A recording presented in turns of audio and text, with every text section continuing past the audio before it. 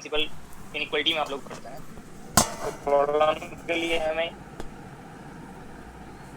Required होगा कि कब h cross by T use करें, कब h क्रॉस यूज करें। तो ये कंफर्म करने के लिए कि किनके लिए h क्रॉस बाई टू लेना है, पहले वेव फंक्शन से आप अनसर्टेनिटीज कैसे कैलकुलेट पार्ट। तो ये पहले वेव फंक्शन पार्ट डिस्कस करने के बाद हम आगे हाइजेनबर्ग अनसर्टेनिटी प्रिंसिपल डिस्कस करेंगे। ठीक है, Heisenberg uncertainty principle wave function से पहले का कंसेप्ट है, बट ये कंफर्म करने के लिए, क्योंकि अभी सम स्टूडेंट को ये डाउट हो सकता है कि कब हम h क्रॉस बाई टू से प्रॉब्लम सॉल्व करेंगे अनसर्टेनिटी प्रोडक्ट में, कब h क्रॉस से। तो वो कंफर्म कराने के लिए हम वेव फंक्शन से जब कैलकुलेशन करना सीखेंगे, वेव फंक्शन से इन्फॉर्मेशन लेना सीखेंगे, तो वहाँ पे अनसर्टेनिटी टर्म भी कैलकुलेट करने के लिए आपको हिंट मिलेगा कि कैसे हम गिवन वेव फंक्शन के लिए अनसर्टेनिटीज कैलकुलेट कर सकते हैं। तो some limit particular forms of wave function के लिए आपको ये कन्फर्म्स बाई टू ले सकते हैं। इसके लिए हम अगर वेव फंक्शन नहीं दिया है, अगर वेव फंक्शन दिया है तो हमें आइडिया होगा कि एग्जैक्ट अनसर्टेनिटी प्रोडक्ट क्या आएगा, बट जब वेव फंक्शन नहीं दिया होगा तो हमें कॉरस्पॉन्डिंग वेव फंक्शन का एक आइडिया रहेगा। तो वहाँ पे हम अप्रोक्सीमेट कैलकुलेशंस में कभी h क्रॉस से प्रॉब्लम सॉल्व कर सकते हैं। कहीं एग्जैक्टली हमें पता होगा कि h क्रॉस बाई टू इस पार्ट के लिए, तो हम h क्रॉस बाई टू से प्रॉब्लम सॉल्व कर लेंगे, बट वो कंफर्म करने के लिए पहले हमें वेव फंक्शन से वो पार्ट कैलकुलेट करना है। इसलिए हाइजेनबर्ग अनसर्टेनिटी प्रिंसिपल को आगे डिस्कस करेंगे। अभी यहाँ पे हम स्टार्ट करते हैं wave function.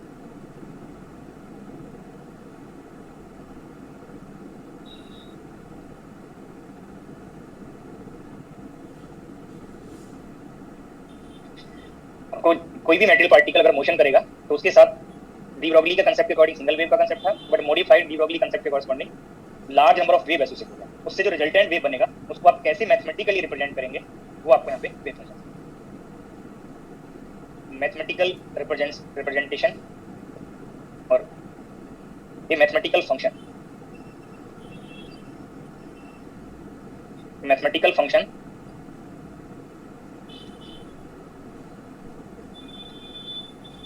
that represents the state of a quantum mechanical system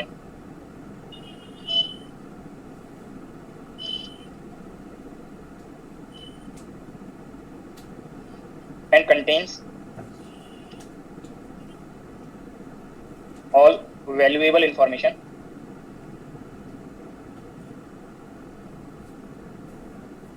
regarding that system.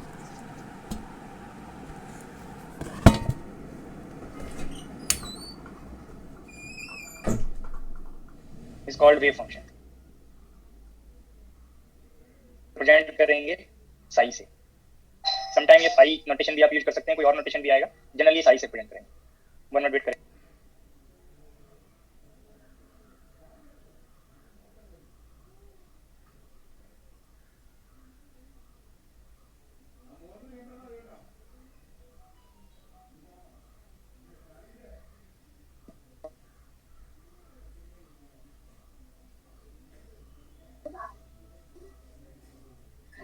तो जनरली वेव फंक्शन रिप्रेजेंट करने के लिए साई नोटेशन यूज करेंगे, सम टाइम आप साई या अनदर नोटेशंस भी यूज कर सकते हैं।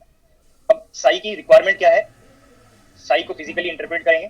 अब बिफोर क्वांटम मैकेनिक्स आप क्लासिकल मैकेनिक्स पढ़ते हैं, और क्लासिकल मैकेनिक्स में आपको सिस्टम के रिगार्डिंग जो भी इंफॉर्मेशन फाइंड करना हो, आप पोजीशन वेक्टर से, आप डायरेक्ट और इनडायरेक्ट पोजीशन वेक्टर से आप इंफॉर्मेशन फाइंड करते हैं क्लासिकल मैकेनिक्स में। जैसे ही किसी पर्टिकुलर पार्टिकल के पोजीशन आपको कंफर्म होगा, position dependent, time dependent position का आइडिया होगा, तो यहाँ से आप इसका डेरिवेटिव लेके वेलोसिटी फाइंड कर सकते हैं। पार्टिकल की वेलोसिटी का आइडिया होगा, इस मास मल्टीप्लाई करेंगे तो आपको मोमेंटम का आइडिया मिलेगा। अगर आपको पार्टिकल के मोमेंटम का आइडिया है तो इसका डेरिवेटिव लेके आप फोर्स का आइडिया ले सकते हैं, rate of change of momentum. आप एक्सेलरेशन फाइंड कर सकते हैं डीवी बाई dt से। काइनेटिक एनर्जी आप फाइंड कर सकते हैं p square by twice m से या हाफ mv स्क्वायर से। आप पोटेंशियल एनर्जी फाइंड कर सकते हैं माइनस f डॉट dr से, कंजर्वेटिव फोर्स के लिए। टोटल एनर्जी आप फाइंड कर सकते हैं kinetic energy plus potential energy. तो जो भी रिक्वायर्ड इन्फॉर्मेशन है, अब डायरेक्ट इनडायरेक्ट ये पोजीशन वेक्टर से रिलेटेड। तो सिमिलर वे में आप क्वांटम करना होगा, वो आप वेव फंक्शन से फाइंड करेंगे। जैसे एनालॉजी कर रहे हैं इन्फॉर्मेशन ऑब्टेन करने का, मैं ये नहीं कह रहा कि साई पोजीशन के इक्विवेलेंट है। जिस तरह से आप क्लासिकल मैकेनिक्स में सिस्टम को स्टडी करना है, उससे इन्फॉर्मेशन फाइंड करना है, तो कहीं ना कहीं इन्फॉर्मेशन डायरेक्ट इनडायरेक्ट वो पोजीशन वेक्टर से रिलेटेड होगा। सिमिलरली आपको वेव फंक्शन, किसी भी क्वांटम मैकेनिकल सिस्टम को अगर स्टडी करना है तो इन्फॉर्मेशन आप वेव फंक्शन से फाइंड करेंगे। और ये wave function notation mathematical representation of wave nature of the particle, जो आप डी ब्रॉगली कांसेप्ट ले रहे थे, उससे जो वेव एसोसिएटेड मेटेरियल पार्टिकल से मोशन के रिगार्डिंग, उसको आप मैथमेटिकली कैसे रिप्रेजेंट करेंगे, वो आपको यहाँ पे वेव फंक्शन पार्ट है। और साई जनरली कॉम्प्लेक्स होगा। देखो कई बार हम ये डाउटफुल रहते हैं, जनरली मींस 100% नहीं होता, मोस्टली आप वहाँ पे साई नोटेशन ले रहे हैं और ये जनरली कॉम्प्लेक्स है। कॉम्प्लेक्स अब जनरल केस ले रहे हैं, उसमें some time imaginary part zero हो सकता है, ऑलवेज जीरो नहीं है, सम केस में वो जीरो हो सकता है। किसी भी कॉम्प्लेक्स नंबर को जो आप रिप्रेजेंट करते हैं तो आप एक वहाँ पे रियल कंट्रीब्यूशन लेते हैं और एक इमेजिनरी कंट्रीब्यूशन कंसीडर करते हैं। जब आप कॉम्प्लेक्स वेरिएबल लेते हैं तो ये एक्स और वाई दोनों रियल हैं और बोथ वैल्यूज वेरिएबल होंगी, और आई से मल्टीप्लाई करने से ये आई वाई कंट्रीब्यूशन इमेजिनरी बन गया, बोथ का कॉम्बिनेशन ये कॉम्प्लेक्स वेरिएबल बन गया। अब यहाँ पे ये पार्ट सम टाइम जीरो हो सकता है, सम टाइम ये पार्ट जीरो हो सकता है। अगर बोथ नॉन जीरो है तो आपको ये फॉर्म से आपको कंफर्म है कि कॉम्प्लेक्स है। बट सम टाइम जब कॉम्प्लेक्स नंबर या कॉम्प्लेक्स वेरिएबल आप पढ़ते हैं तो कई बार वहाँ पे वो कॉम्प्लेक्स वेरिएबल प्योरली इमेजिनरी बन जाता है, कई बार प्योरली रियल बन जाता है। बट ऐसे ही यहाँ पे जनरल नोटेशन में वो पर्टिकुलर कंडीशन पे डिपेंड करेगा कि पार्टिकल किस पर्टिकुलर फोर्स के अंडर मोशन कर रहा है, उसकी बाउंड्रीज क्या है, उनके कॉरस्पॉन्डिंग यहाँ पे वेव फंक्शन फॉर्म आप करेक्टली फाइंड करेंगे। बट जब तक आपको बाउंड्री का आइडिया नहीं है, फोर्स का आइडिया नहीं है, तो Sai generally, not always, generally complex है। और जब ये कॉम्प्लेक्स है तो किसी भी कॉम्प्लेक्स क्वांटिटी को आप फिजिकली सिग्निफाई नहीं कर सकते, आप ऑलवेज रियल क्वांटिटीज को ही आप फिजिकली सिग्निफाई करते हैं। और फिजिकली सिग्निफाई जब आप करते हैं तो नोन डेफिनेशन में सिग्निफाई करते हैं, जो डेफिनेशंस पहले से पता होंगी, नोन होंगी, ठीक है, उनके टर्म्स में ही आप कोई न्यू नोटेशन को फिजिकली सिग्निफाई करते हैं। बट साई कॉम्प्लेक्स होने से psi has no physical meaning, psi has no physical meaning. और रीजन आपको कंफर्म होगा क्योंकि ये जनरली कॉम्प्लेक्स है, आप रियल टर्म को ही फिजिकली सिग्निफाई करेंगे। साई को आप साई नोटेशन का कोई फिजिकल डेफिनेशन आप नहीं बता सकते हैं कि क्या रिप्रेजेंट करेगा। But physical significance of Sai में अगर आप इसका मॉड स्क्वायर फाइंड कर लें तो ये टर्म ऑलवेज रियल बनेगा, चाहे साई रियल हो, चाहे साई प्योरली इमेजिनरी हो, और चाहे साई कॉम्प्लेक्स पार्ट हो। जब इसका मॉड स्क्वायर करेंगे तो कॉम्प्लेक्स कंजुगेट से मल्टीप्लाई करना है। और क्वांटम मैकेनिक्स में ये नोटेशन पे अलर्ट रहेंगे कि सम टाइम किसी पर्टिकुलर डेफिनेशन में आपको सिंपल स्क्वायर करना होगा, सम टाइम आपको मॉड स्क्वायर करना होगा, तो ये बोथ वैल्यूज ऑलवेज सेम नहीं होंगी। जब भी कॉम्प्लेक्स पार्ट होगा वहाँ पे तो ये वैल्यूज डिफरेंट हो सकती हैं, तो इसलिए अलर्ट रहेंगे कि कॉम्प्लेक्स कंजुगेट मल्टीप्लाई कर रहे हैं, मॉड स्क्वायर ले रहे हैं या सिंपल स्क्वायर कर रहे हैं, सम टाइम वो वैल्यू सेम हो सकती है, सम टाइम डिफरेंट हो सकती है। ये वैल्यू यहाँ पे श्योरली रियल होगा। तो आप जब इंटरप्रेट करेंगे तो ये साई नोटेशन को इंटरप्रेट नहीं करेंगे, साई मॉड स्क्वायर को आप इंटरप्रेट कर सकते हैं। और जब आप फिजिकल सिग्निफिकेंस नोट करेंगे, आपको ये बुक में आप पढ़े भी होंगे, इसका फिजिकल मीनिंग, ये टर्म क्या रिप्रेजेंट करता है, एक बार अपने को अनम्यूट करके बताएंगे कि साई मॉड स्क्वायर क्या रिप्रेजेंट करेगा। प्रोबेबिलिटी ऑफ फाइंडिंग, ये वर्ड यूज कर रहे हैं मोस्टली। बट देखो ये तो बुक में भी आप लोग पढ़ते हैं, इस अभी आप ये नोटेशन को फिजिकली करेक्टली इंटरप्रेट नहीं कर सकते, ठीक है। अब म्यूट हो जाएं, मैं इसको एक्सप्लेन कर रहा हूँ। जब तक आप इसका आर्ग्यूमेंट रिप्रेजेंट नहीं करेंगे, डिपेंडेंसी कंफर्म नहीं करेंगे, तो आप जो इंटरप्रेट करेंगे वो इंटरप्रिटेशन रॉन्ग हो सकता है। प्रोबेबिलिटी डेंसिटी तो बनेगा, but probability density of what factor, ये आपको कंफर्म होगा जब आप साई का डिपेंडेंसी बताएंगे। ये आप ये कंफर्म कर दें कि वेव फंक्शन को आप किस स्पेस में रिप्रेजेंट कर रहे हैं, किस स्पेस में सिस्टम को आप स्टडी कर रहे हैं, वेव फंक्शन किस स्पेस में है। आगे स्पेस कन्वर्जन भी पढ़ेंगे, पोजीशन स्पेस में है, आप मोमेंटम स्पेस में पढ़ रहे हैं, वेव वेक्टर स्पेस में पढ़ रहे हैं, तो ये वेव फंक्शन का फिजिकल सिग्निफिकेंस चेंज हो रहा है। प्रोबेबिलिटी डेंसिटी तो बताएगा, बट वो किस फैक्टर का प्रोबेबिलिटी डेंसिटी बताएगा, पोजीशन का, मोमेंटम का, वेव वेक्टर का, वो पर्टिकुलर रिप्रेजेंटेशन पर डिपेंड करेगा। तो जब तक आप इसका आर्गुमेंट शो नहीं करेंगे तो फिजिकल सिग्निफिकेंस रॉन्ग हो सकता है, फिजिकल इंटरप्रिटेशन रॉन्ग हो सकता है। एक पार्ट और मैं आपको क्लियर करूं, आप लोग पहले 12th लेवल पे, ग्रेजुएशन लेवल पे डिफरेंट टाइप ऑफ डेंसिटीज पढ़े होंगे, मास डेंसिटी, चार्ज डेंसिटी। जब आप क्वांटम मैकेनिक्स में कोई बुक पढ़ते हैं तो मोस्टली राइटर ने पहले डिफाइन किया है साई मॉड स्क्वायर, फिर इसमें एक स्मॉल इंटरवल के लिए ये डेफिनेशन डिफाइन किया, फिर लार्ज इंटरवल के लिए डेफिनेशन बताया है। पर इससे एक डाउट क्रिएट होता है कि पहले आपको ये डेफिनेशन पता है, फिर हम इस पार्ट पे जा रहे हैं। बट आप ये थोड़ा रिकॉल करिए, आपको किसी पर्टिकुलर प्रॉब्लम में मास डेंसिटी गिवन हो सकता है, चार्ज डेंसिटी गिवन हो सकता है, बट जब फर्स्ट टाइम आप डेंसिटीज पढ़ते हैं, सपोज आप चार्ज डिस्ट्रीब्यूशन ले रहे हैं और चार्ज डिस्ट्रीब्यूशन के रिगार्डिंग आपको सम लाइन के अलॉन्ग सरफेस पे वॉल्यूम में आपको चार्ज डिस्ट्रीब्यूशन दिया हुआ है, चार्ज का अमाउंट दिया हुआ है। सपोज आप क्यू चार्ज को आप डिस्ट्रीब्यूट कर रहे हैं एक पर्टिकुलर लाइन के अलॉन्ग, इसका आपको लेंथ दिया हुआ है, सपोज ये लेंथ कैपिटल एल था। अगर यूनिफॉर्म चार्ज डिस्ट्रीब्यूशन है तो आप एक लैम्डा नोटेशन यूज करते हैं चार्ज डेंसिटी के लिए, और सम बुक में डेफिनेशन भी यूज किया होगा क्यू बाई एल। बट अगर डिस्ट्रीब्यूशन यूनिफॉर्म है तब तो आप ये करेक्टली डेफिनेशन यूज कर सकते हैं। बट अगर यूनिफॉर्म डिस्ट्रीब्यूशन नहीं है, डिस्ट्रीब्यूशन नॉन यूनिफॉर्म है, तो आप एक इनफाइनेटेसिमल एलिमेंट लेते हैं और इसके लिए आप लेंथ ले रहे हैं डीएल, इनफाइनेटेसिमल एलिमेंट के लिए, और इस पर्टिकुलर लाइन एलिमेंट पे जो चार्ज है वो डीक्यू है। अब चाहे यूनिफॉर्म डिस्ट्रीब्यूशन हो चाहे नॉन यूनिफॉर्म हो, ये डेफिनेशन लीनियर चार्ज डेंसिटी के लिए ऑलवेज करेक्ट होगा। बट डायरेक्ट आप ये डेफिनेशन नहीं पढ़ते हैं, आप पहले एक स्मॉल एलिमेंट के लिए आप चार्ज डिस्ट्रीब्यूशन फाइंड करते हैं, तब आप ये डेंसिटी पे जाते हैं, तब ये डेफिनेशन आपको कंफर्म है। एक इनफाइनेटेसिमल एलिमेंट पे कितना चार्ज का अमाउंट है, डिस्ट्रीब्यूशन के करस्पॉन्डिंग की लाइन के अलॉन्ग डिस्ट्रीब्यूशन है या सरफेस पे डिस्ट्रीब्यूशन है या वॉल्यूम में डिस्ट्रीब्यूशन है, एक पर्टिकुलर एलिमेंट पे आपने चार्ज का कंडीशन फाइंड किया, उससे फिर आप रेशियो लेके आप डेंसिटीज डिफाइन करते हैं। अगर ये पर्टिकुलर सरफेस पे डिस्ट्रीब्यूशन है तो सरफेस एरिया के कॉरस्पॉन्डिंग आप एलिमेंट कंसीडर करेंगे, तब ये सिग्मा नोटेशन आपने पढ़ा होगा, सिग्मा और एरिया को सपोज आप डीए ले रहे हैं तो यहाँ पे sigma D Q by D आप पढ़ लेते हैं।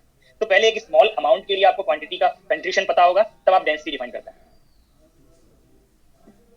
एक पर्टिकुलर एलिमेंट पे दैट जिस टाइप का भी आपको डेंसिटी निकालना है, मास डेंसिटी, चार्ज डेंसिटी, उस पर्टिकुलर क्वांटिटी को आप एक स्मॉल एलिमेंट पे पहले फाइंड कर लेते हैं, फिर उस पर्टिकुलर इंटरवल से डिवाइड करके आप डेंसिटी डिफाइन करते हैं। तो सिमिलर अप्रोच जब आप क्वांटम मैकेनिक्स में वेव फंक्शन मॉड स्क्वायर को रिलेट करेंगे, तो आपको, अगर मैं नेक्स्ट स्लाइड पे डिस्कस कर रहा हूं, अगर आपको वन डायमेंशनल मोशन है, वन डायमेंशन की आप बात कर रहे हैं, वन डायमेंशन पोजीशन स्पेस के लिए अगर आप सिग्निफाई कर रहे हैं, तो वेव फंक्शन पोजीशन का फंक्शन होगा और टाइम का फंक्शन होगा। तो आप इसको इंटरप्रेट करेंगे पहले एक स्मॉल रीजन के लिए, ये टर्म आप फाइंड करेंगे, आप एनालॉजी करते जाएं, यहाँ पे आप कंपेयर कर सकते हैं ये लैम्डा और डी है, ऐसे ही सिग्मा और डी है। तो लाइक दिस आप एनालॉजी करें, तो एक स्मॉल रीजन के लिए आपने यहाँ पे चार्ज डिस्ट्रीब्यूशन फाइंड किया, चार्ज का अमाउंट फाइंड किया, यहाँ पे भी एक स्मॉल रीजन के लिए पहले टर्म फाइंड करेंगे, फिर इस इंटरवल को इंटरवल से डिवाइड करेंगे, तब आपको डेंसिटी का अमाउंट कंफर्म होगा। तो दिस टर्म रिप्रेजेंट, अब यहाँ पे मैंने आर्गुमेंट शो कर दिया कि क्या डिपेंडेंसी है, तो ये पोजीशन स्पेस यहाँ पे भी मेंशन किया है और डिपेंडेंसी से भी आपको कंफर्म हो रहा है। This term represent the probability of finding the particle, probability of finding the particle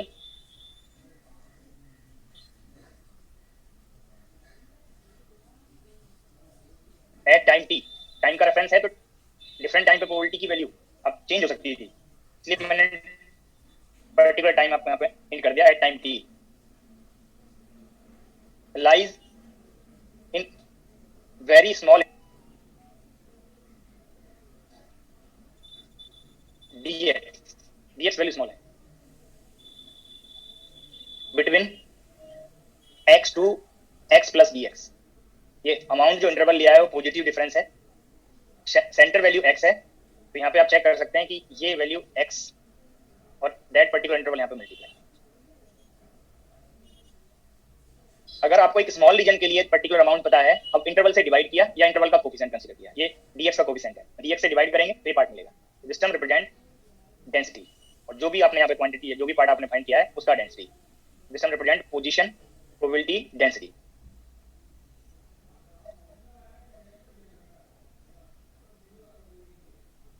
position, probability, density at particular value x at time t। और अगर किसी लाइन के अलॉन्ग चार्ज डिस्ट्रीब्यूशन था, सरफेस पे डिस्ट्रीब्यूशन था, वॉल्यूम पे distribution था, तो एक पर्टिकुलर पॉइंट पे कितना कंट्रीब्यूशन आया वो टर्म डेंसिटी बताता है। दैट पर्टिकुलर क्वांटिटी का एक पर्टिकुलर वैल्यू ऑफ x के लिए कितना कंट्रीब्यूशन है वो आपको डेंसिटी बताएगा। तो यही पार्ट को लाइक दिस भी आप नोट कर सकते थे, Sai mod square represent the probability of finding the particle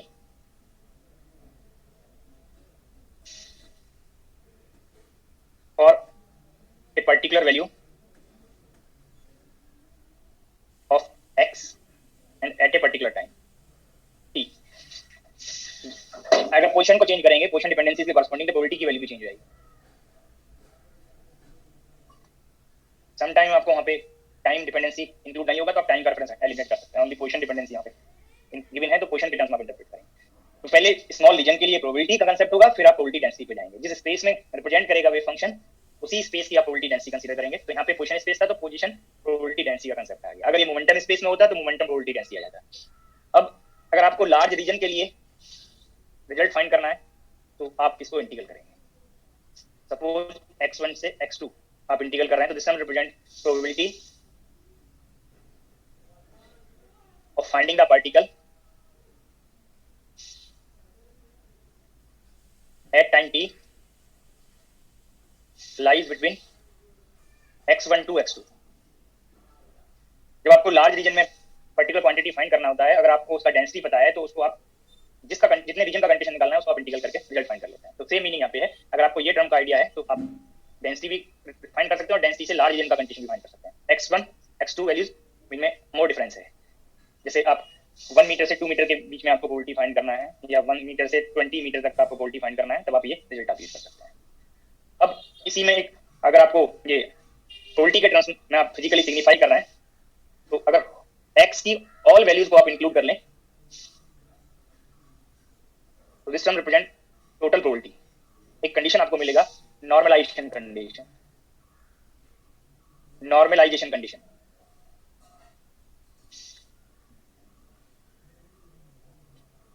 तो दिस इंटीग्रेशन, अगर आप वन डायमेंशनल वेव फंक्शन ले रहे हैं तो x के लिए लिमिट -∞ से +∞, ये होल स्पेस का लिमिट होगा। Sai function of position and time mod square dx must be unity. अगर पार्टिकल मोशन कर रहा है किसी पर्टिकुलर टाइम पे, आप उसको उसकी पोजीशन को ऑब्जर्व करना चाह रहे हैं, तो चाहे जितने टाइम तक आप उसका मेजरमेंट करें तो उसकी पोजीशन -∞ से +∞ के बीच जरूर किसी पोजीशन पे लाई करेगा। तो ये इंटीग्रेशन नॉर्मलाइजेशन कंडीशन रिप्रेजेंट करेगा। और इसका फिजिकल मीनिंग फिर से आप यहाँ पे नोट कर सकते हैं। तो लेफ्ट साइड को आप यहाँ पे ये एनालॉजी करें। अभी मैंने लास्ट स्लाइड में ये फाइनाइट लिमिट के लिए आपको स्टेटमेंट नोट कराया है। तो ये प्रोबेबिलिटी है, तो आप सिमिलरली इसको आप एनालॉजी से आप फिजिकली सिग्निफाई कर सकते हैं। This term represent probability of finding the particle, probability of finding the particle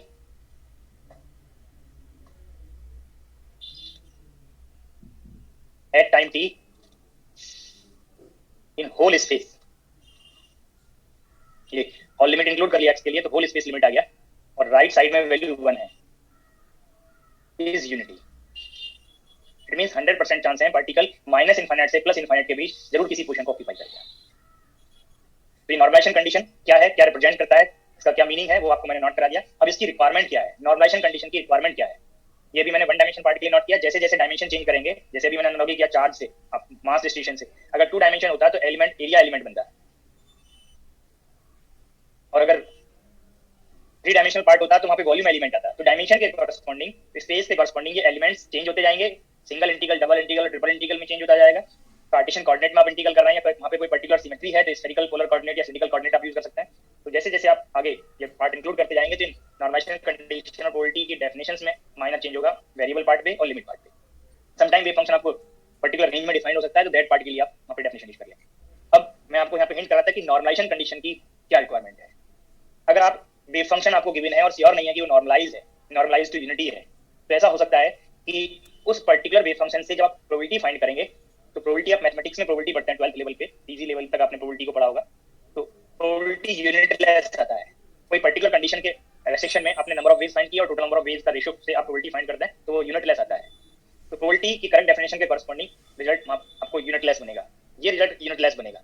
but अगर वेव फंक्शन श्योरली नॉर्मलाइज नहीं है, नॉन नॉर्मलाइज है, तो उसका यूनिट कुछ भी हो सकता है, वो यूनिटलेस भी आ सकता है result. Metre, metre square, metre inverse, metre per second, कोई भी यूनिट वहां पे बन सकता है अगर वो नॉर्मलाइज नहीं है। प्रोबेबिलिटी का यूनिट कुछ भी बन सकता है। तो एक तो ये करेक्ट करने के लिए कि प्रोबेबिलिटी का जो वेव फंक्शन से जो प्रोबेबिलिटी का मीनिंग है, प्रोबेबिलिटी का जो रिजल्ट हम फाइंड करेंगे, जो प्रोबेबिलिटी का पहले हम रिजल्ट्स पढ़ते आ रहे हैं कि वो यूनिटलेस है, उससे मैच करें। रियल प्रोबेबिलिटी जो हम पढ़ते आ रहे हैं वो मैथमेटिक्स में जो प्रोबेबिलिटी पढ़ रहे हैं उसके रियल मीनिंग से रिलेट हो जाए, इसलिए हमें नॉर्मलाइजेशन कंडीशन की रिक्वायरमेंट है। इसी का एप्लीकेशन यहाँ पे चेक कर सकते हैं कि अगर वेव फंक्शन नॉर्मलाइज है तो वेव फंक्शन की यूनिट क्या होगी। अगर वेव फंक्शन नॉन नॉर्मलाइज है तो उसकी यूनिट स्पेसिफाई नहीं है, कुछ भी यूनिट हो सकती है, वो यूनिटलेस भी आ सकता है वेव फंक्शन। देखो स्टेटमेंट को थोड़ा अलर्ट रहेंगे, मैंने पहले बताया कि प्रोबेबिलिटी यूनिटलेस है, मैंने वेव फंक्शन नहीं बताया यूनिटलेस बनेगा। अब अगर वेव फंक्शन नॉन नॉर्मलाइज है, ये कंडीशन को सेटिस्फाई नहीं करता है, तो उसका यूनिट कुछ भी हो सकता है, कोई स्पेसिफिक यूनिट वहां पे नहीं है।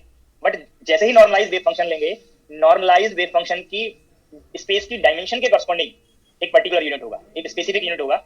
जैसे अगर आप वन डायमेंशनल स्पेस ले रहे हैं, जो मैंने भी यहाँ पे मेंशन किया हुआ है वन डायमेंशनल स्पेस, तो वन डायमेंशनल स्पेस के लिए आप नॉर्मलाइज वेव फंक्शन का यूनिट फाइंड कर सकते हैं, unit of normalised wave function.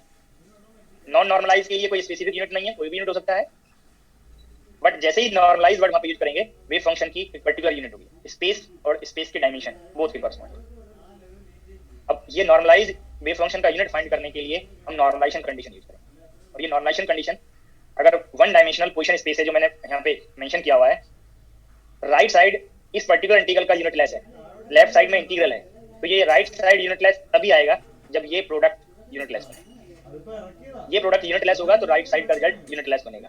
तो राइट साइड यूनिटलेस है और एक ही कंडीशन में ये यूनिटलेस बनेगा जब Sai mod square multiplied by interval, ये यूनिटलेस हो गया, क्योंकि आपको ये कंफर्म है, आपने प्रोबेबिलिटी के टर्म्स में इसको इंटरप्रेट किया है और प्रोबेबिलिटी यूनिटलेस होता है।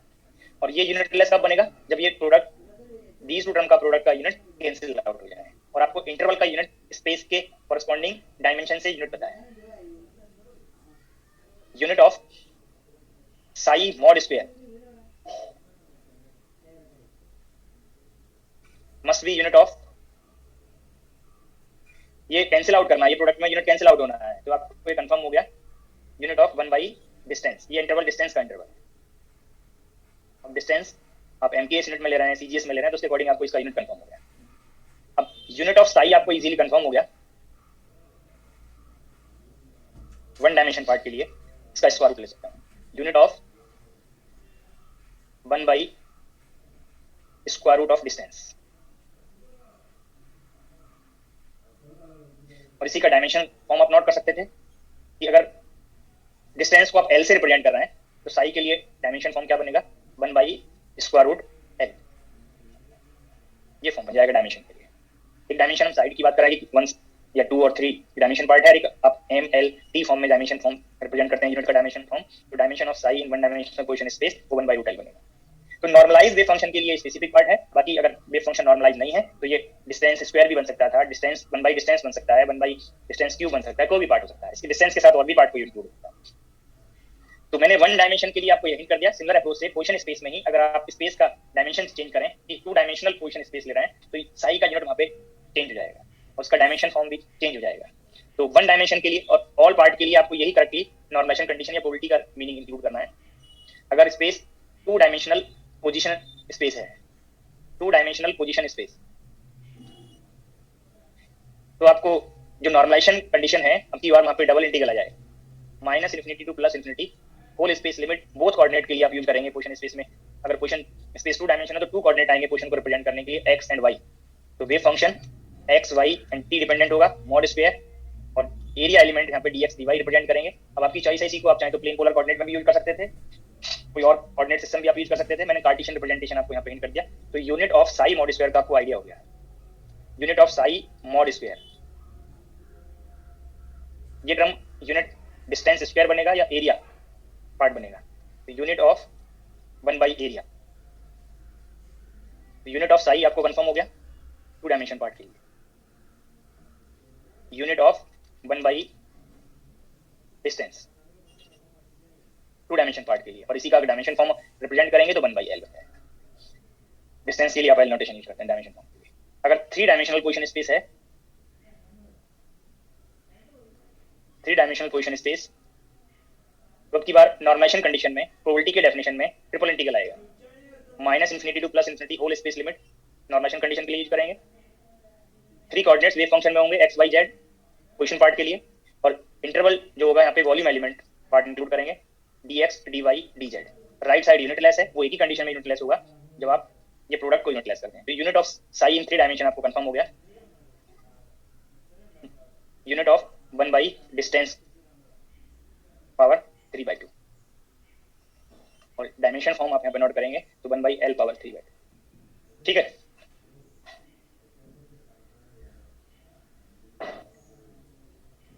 तो जैसे जैसे साइड्स चेंज करते जाएंगे, स्पेस का डायमेंशन चेंज करते जाएंगे, वो एलिमेंट चेंज होता जाएगा। 1 डायमेंशन में लाइन एलिमेंट, 2 डायमेंशन में एरिया एलिमेंट और 3 डायमेंशन में वॉल्यूम एलिमेंट। अभी आपको जो मैंने फिजिकल मीनिंग, इसका physical significance of Sai mod square किया, 3 पार्ट आपको वहां पे कंफर्म किए हैं, ये डेफिनेशन आपको प्रोबेबिलिटी के लिए बताया।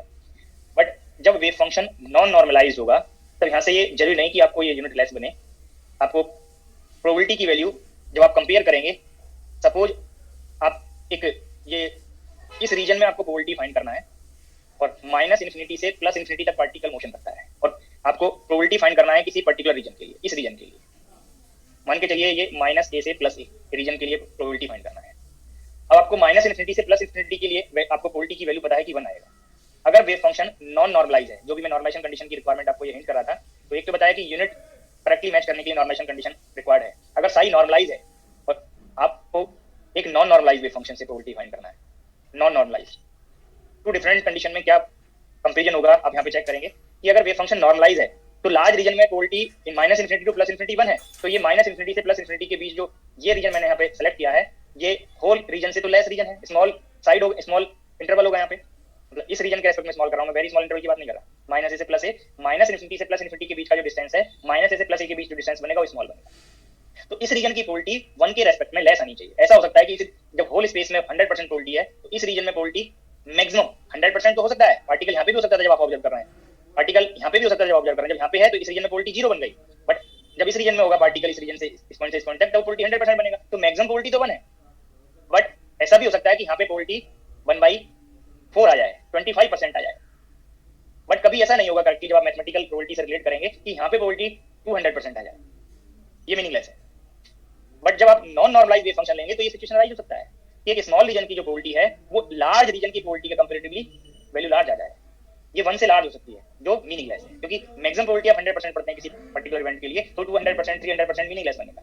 बट जब साइज नॉन नॉर्मलाइज होगा तो पॉसिबल हो सकता है। तो अगर वेव फंक्शन को हम नॉर्मलाइज नहीं कर रहे हैं, वेव फंक्शन नॉन नॉर्मलाइज है, तो 2 प्रॉब्लम्स अराइज हो सकता था। एक तो प्रोबेबिलिटी की कोई यूनिट आ सकती है, और लार्ज रीजन के कंपैरेटिवली स्मॉल रीजन की जो प्रोबेबिलिटी है वो लार्ज हो सकती है, जो मीनिंगलेस है। तो इसको करेक्ट करने के लिए हमें नॉर्मलाइजेशन कंडीशन रिक्वायर्ड था। वेव फंक्शन को नॉर्मलाइज करने के लिए, these two contradictions को एलिमिनेट करने के लिए हमें नॉर्मलाइजेशन कंडीशन रिक्वायर्ड था, जो आपको यहाँ पे 1 डायमेंशन, 2 डायमेंशन, 3 डायमेंशन के लिए नॉर्मलाइजेशन कंडीशन मैंने हिंट कर दिया, उसका मीनिंग आपको यहाँ पे हिंट कर दिया है। तो ऐसा हो सकता है कि कभी प्रॉब्लम आप सॉल्व करें और प्रॉब्लम में मेंशन हो कि नॉर्मलाइज्ड वेव फंक्शन और उसका डेफिनेशन दिया हो, मैथमेटिकल फंक्शन डेफिनेशन आपको वहाँ पे दिया, तो तब तो कोई प्रॉब्लम आपको राइज नहीं होगा, ऑटोमेटिकली आप प्रोबेबिलिटी का डेफिनेशन यूज करें तो आपको रिजल्ट फाइंड हो जाएगा। बट जब मेंशन नहीं है और गिवन वेव फंक्शन आप श्योर भी नहीं है कि नॉन नॉर्मलाइज है या नॉर्मलाइज, अगर आप पहले कंफर्म करें तो टाइम आपको मोर टाइम लगेगा कि आप कंफर्म हो जाएं ये नॉर्मलाइज है कि नहीं। बट एक इजी वे है, आगे आप ये अगर श्योर नहीं है, प्रॉब्लम के स्टेटमेंट में मेंशन नहीं है, तो आप ये प्रोबेबिलिटी के डेफिनेशन को ही मॉडिफाई कर लें, और अगर वेव फंक्शन नॉर्मलाइज होगा तब भी रिजल्ट करेक्ट आएगा मॉडिफिकेशन के बाद, अगर वेव फंक्शन नॉन नॉर्मलाइज है तब भी करेक्ट आएगा। तो अगर आपको किसी पर्टिकुलर रीजन की प्रोबेबिलिटी फाइंड करना है, the probability of finding the particle, आगे जब प्रोबेबिलिटी का एक्सप्रेशन आप यूज करेंगे तो ये करेक्ट डेफिनेशन जो मैं आपको यहाँ पे हिंट कर रहा हूँ वो आफ्टर मॉडिफिकेशन जो बोथ पार्ट के लिए करेक्ट होगा, नॉर्मलाइज के लिए और नॉन नॉर्मलाइज के लिए, ये आप आगे यूज करेंगे तो प्रॉब्लम में कभी मिस्टेक नहीं होगी। The probability of finding the particle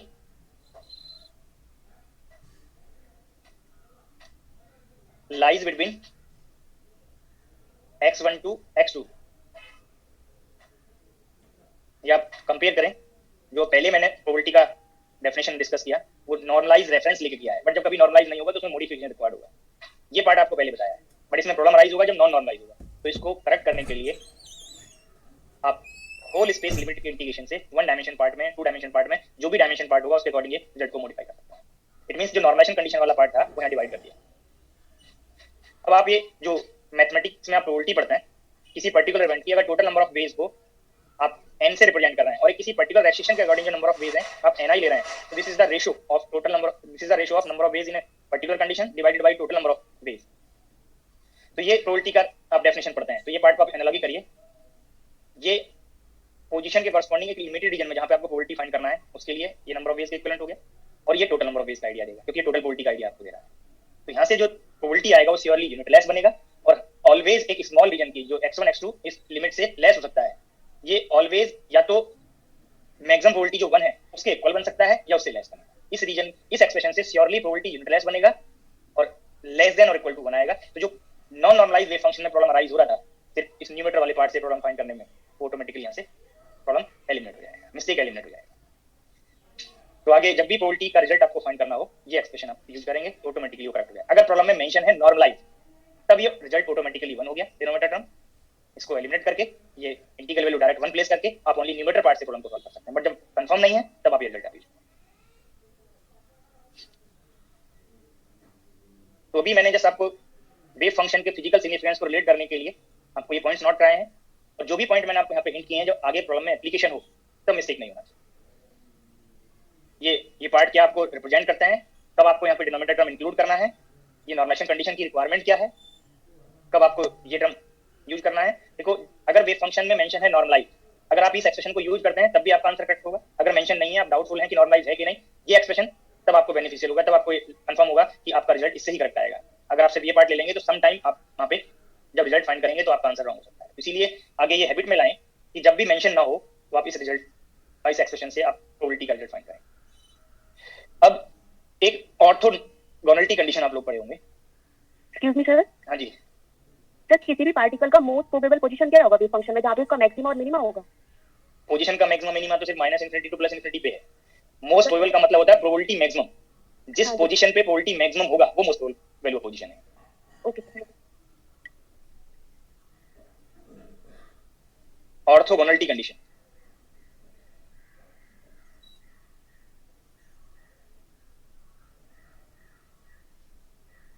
orthogonality condition, तो ऑर्थोगोनलिटी के लिए आपको two different wave function notations required होंगे।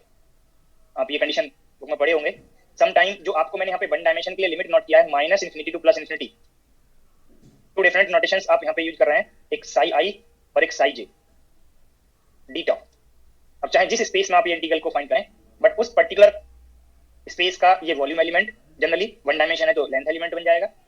अगर ये मोमेंटम होता तो ये डीपीएक्स बन जाता एलिमेंट। उसी स्पेस में ये वेव फंक्शंस लेंगे। तो अभी वन डायमेंशन पोजीशन स्पेस का अगर आप रेफरेंस ले रहे हैं तो ये two different wave function notation, dependency दोनों का सेम होगा, साई आई एक्स और साई जे एक्स टी, दोनों में सेम टाइम नोटेशन है, दोनों ही पोजीशन के फंक्शन है, इंटीग्रल कर रहे हैं, बट इसमें कोई एक का कॉम्प्लेक्स कंजुगेट नोटेशन आएगा और ये वैल्यू 0 बनेगा। ये mathematical form one dimension position space के लिए मैंने हिंट कर दिया। और सम टाइम इसी minus infinity to plus infinity को सम बुक्स में ये लिखा होगा all space. All space word यहाँ पे नोट किया होगा, चाहे वो वन डायमेंशन पार्ट हो चाहे वो मल्टी डायमेंशन पार्ट हो। मैं भी इसको इंटरप्रेट कर रहा हूँ इस पर्टिकुलर वर्ड को कि ऑल स्पेस मीनिंग यहाँ पे क्या है। ये ऑल स्पेस का मीनिंग है कि दैट पर्टिकुलर स्पेस के लिए ऑल लिमिट इंक्लूड करना है, ऑल पॉइंट्स का कंडीशन वहां पे इंक्लूड हो जाए। इट मींस वो होल स्पेस लिमिट है। जैसे वन डायमेंशन पोजीशन स्पेस का होल स्पेस लिमिट क्या था, उस पर्टिकुलर स्पेस की ऑल पोजीशंस इंक्लूड करने के लिए लिमिट क्या था, minus infinity to plus infinity. इसीलिए सम बुक में अगर ये वर्ड लिखा है ऑल स्पेस, तो ऑल स्पेस का मीनिंग क्या है कि जिस पर्टिकुलर स्पेस में आप ये ऑर्थोगोनलिटी कंडीशन चेक कर रहे हैं, उस पर्टिकुलर स्पेस की ऑल लिमिट आपको इंक्लूड करना है। और ये मल्टी डायमेंशन पार्ट के लिए मैंने नोट कर दिया। डी टॉप अगर थ्री डायमेंशनल पार्ट है तो dx dy dz position space में, मोमेंटम में dpx dpy dpz, और कोई अनदर स्पेस होगा दैट पर्टिकुलर स्पेस का वॉल्यूम एलिमेंट आप कंसीडर कर लेंगे। वेव फंक्शन में यहाँ डिपेंडेंसी उस पर्टिकुलर वेरिएबल का आ जाएगा। तो ये मैथमेटिकल कंडीशन ऑर्थोगोनलिटी कंडीशन क्या है वो आपको मैंने यहाँ पे नोट कर दिया है। अब इसका भी आपको फिजिकल सिग्निफिकेंस पता होना चाहिए, ये टर्म क्या रिप्रेजेंट करता है। आगे जब मोर देन वन स्टेट का कंसेप्ट आएगा, देखो मैं थोड़ा इसको रिलेट करता जाऊँ क्योंकि प्रोबेबिलिटी वर्ड आया है, तो अगर आप लोगों को प्रोबेबिलिटी जो आप मैथमेटिक्स में कैलकुलेट करते थे, कुछ कंडीशनल रिजल्ट्स कैसे फाइंड करते हैं, कब प्रोबेबिलिटी को मल्टीप्लाई करते हैं, कब ऐड करते हैं, वो सब पॉइंट्स डायरेक्ट इनडायरेक्ट यहाँ पे क्वांटम मैकेनिक्स में वेव फंक्शन पार्ट के लिए यूज होंगे। आप एक थोड़ा मैं हिंट कर रहा हूँ प्रोबेबिलिटी के लिए, म्यूचुअली एक्सक्लूसिव इवेंट के कॉरस्पॉन्डिंग प्रोबेबिलिटी पढ़े होंगे, म्यूचुअली इंडिपेंडेंट इवेंट के लिए प्रोबेबिलिटी पढ़े होंगे। अगर टू इवेंट्स म्यूचुअली एक्सक्लूसिव हैं तो उनके लिए प्रोबेबिलिटी आपने ऐड किया होगा। अगर इंडिविजुअल इवेंट की प्रोबेबिलिटी P1 P2 है तो बोथ म्यूचुअली एक्सक्लूसिव इवेंट के एक पर्टिकुलर टाइम पे होने की प्रोबेबिलिटी को आपने ये दैट पर्टिकुलर इवेंट के कॉरस्पॉन्डिंग प्रोबेबिलिटी ऐड किया होगा। अब अगर जो इवेंट है वो इंडिपेंडेंट है तो प्रोबेबिलिटी को मल्टीप्लाई किया होगा। ये पॉइंट्स रिकॉल हो रहे हैं सभी को? मैं आपको प्रोबेबिलिटी नहीं पढ़ा रहा, बट क्वांटम मैकेनिक्स में प्रोबेबिलिटी वर्ड यूज हुआ है तो आपको ये स्टेप्स पता होने चाहिए, इससे क्वांटम मैकेनिक्स वाला पार्ट थोड़ा इजी हो जाएगा। म्यूचुअली एक्सक्लूसिव इवेंट सभी को एग्जांपल आता है, सभी को पता है कि किन इवेंट्स को म्यूचुअली एक्सक्लूसिव कहेंगे। Yes sir. अगर एक कोई सिंगल कॉइन का हम एग्जांपल लें, बहुत इजी वे है इसके लिए, इसको समझने के लिए। एक सिंगल कॉइन लिया, एक सिंगल कॉइन की टू स्टेट्स होती हैं, हेड और टेल। बट जब हम एक दैट पर्टिकुलर कॉइन को टॉस करते हैं तो टॉस करने से पहले कोई भी स्टेट पॉसिबल हो सकती है, हेड भी आ सकता है टॉस करने के बाद और टेल। आप थिंक कर सकते हैं, आप श्योर नहीं हो सकते पहले कि श्योरली हेड होगा श्योरली टेल होगा, बट दैट पर्टिकुलर कॉइन के लिए जिस पर्टिकुलर टाइम पे टॉस करने के बाद जिस पर्टिकुलर टाइम पे हेड आएगा, दैट पर्टिकुलर हेड अप होगा, उस पर्टिकुलर कॉइन का टेल अप नहीं हो सकता।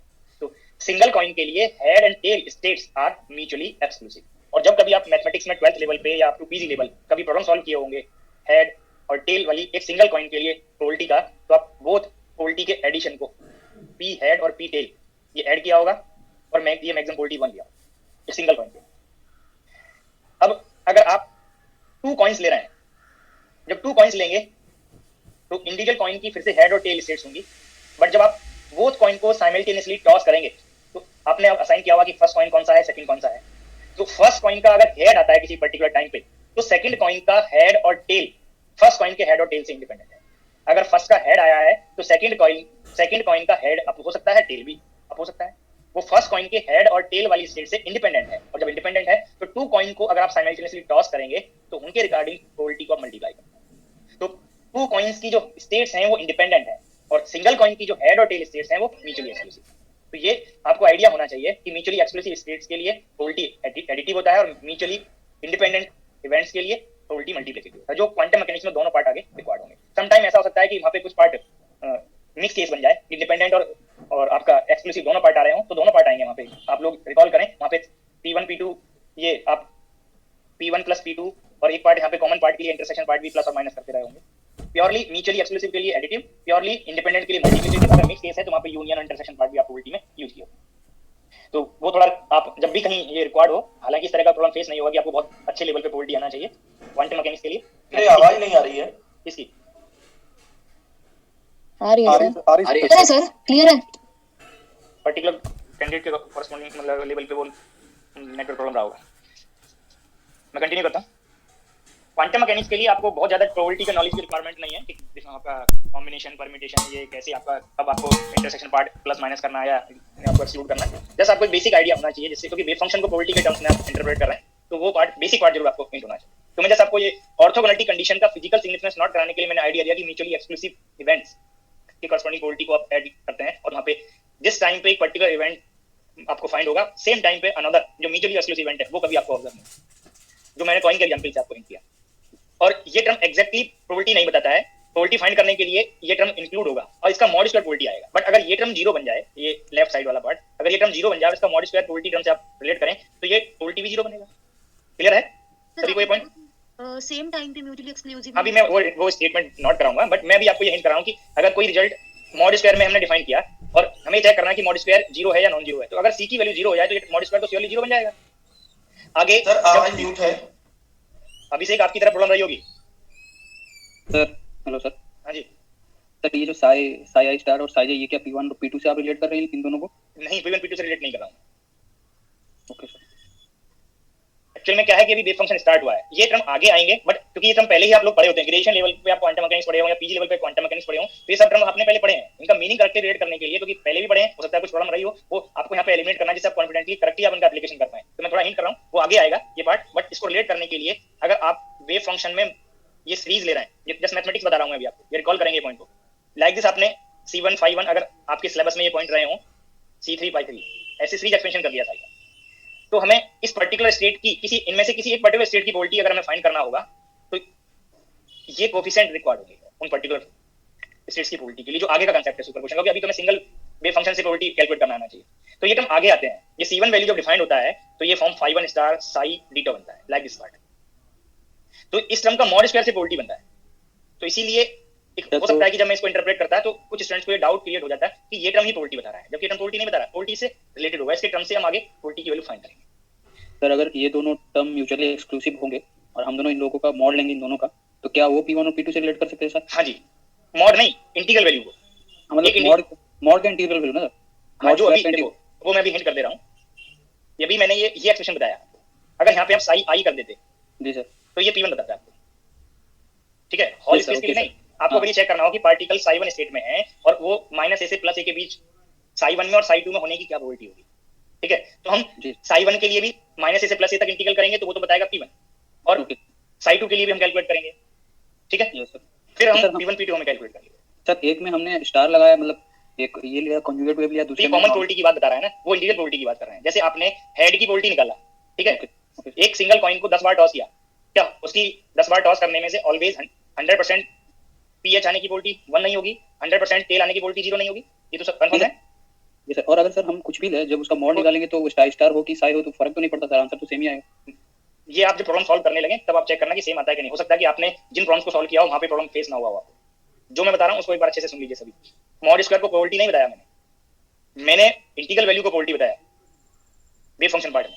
कोफिशिएंट में भले ही वो प्रोबेबिलिटी बनेगा वो आगे जब हम आगे सिलेबस पढ़ते जाएंगे। तो जस्ट मैं एक डाउट जो यहाँ पे कुछ स्टूडेंट्स को आगे मिस्टेक कर सकते थे डाउट क्रिएट होने से, उस डाउट को हटाने के लिए जस्ट मैंने ये आपको बताया कि ये टर्म अभी हम इसका फिजिकल मीनिंग नोट करेंगे तो उस स्टेटमेंट से डाउट हो सकता था कि ये टर्म ही प्रोबेबिलिटी बताता है, जबकि एक्चुअल में ये टर्म प्रोबेबिलिटी नहीं बताता, इसका मॉड स्क्वायर प्रोबेबिलिटी में आएगा। तो मैं स्टेटमेंट नोट कर दूं फिर वो फिर से इंटरप्रेट कर रहा हूं। तो यहाँ पे आप देखिए ये सेम टाइम पे वो टू डिफरेंट स्टेट का कांसेप्ट है, आई और जे यहाँ पे सेम नहीं होंगे। तो this term represent the probability of finding the particle, probability of finding the particle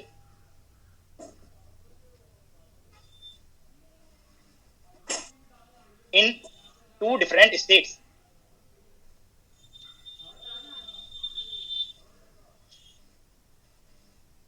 simultaneously. आपको सभी अपने को म्यूट कर लीजिए, जरूरत होगा तो मैं आपको अनम्यूट करने के लिए बोल दूंगा।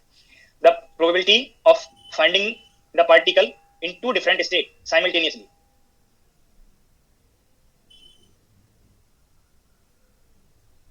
इज 0। तो अगर मैं ये स्टेटमेंट हिंट करता तो अभी जो मैं आपको ये पॉइंट बताया तो उससे एक डाउट क्रिएट होता है कि ये टर्म ही प्रोबेबिलिटी है,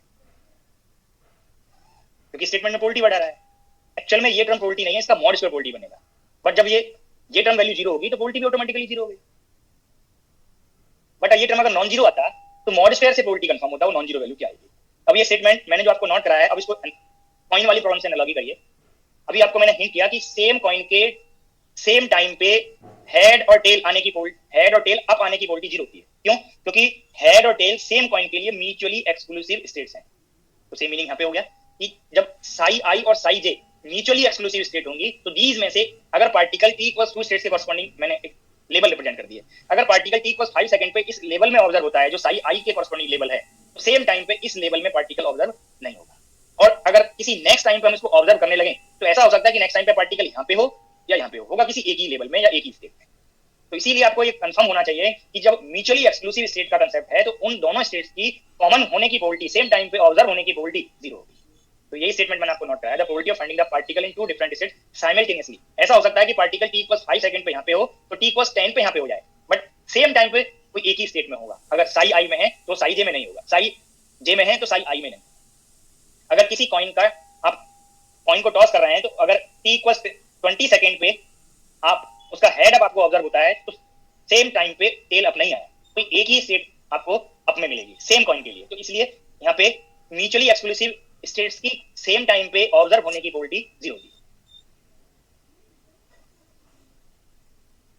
बाकी मैथमेटिक्स है, आप इसका फिजिकल मीनिंग रिलेट करते जाएंगे तो थोड़ा आपको आगे मोर टाइम तक आप इसको अप्लाई कर सकते हैं।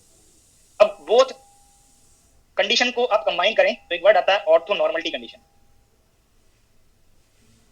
ऑर्थोनॉर्मलिटी condition, orthonormality condition is the group of two conditions, normalization as well as orthogonality condition.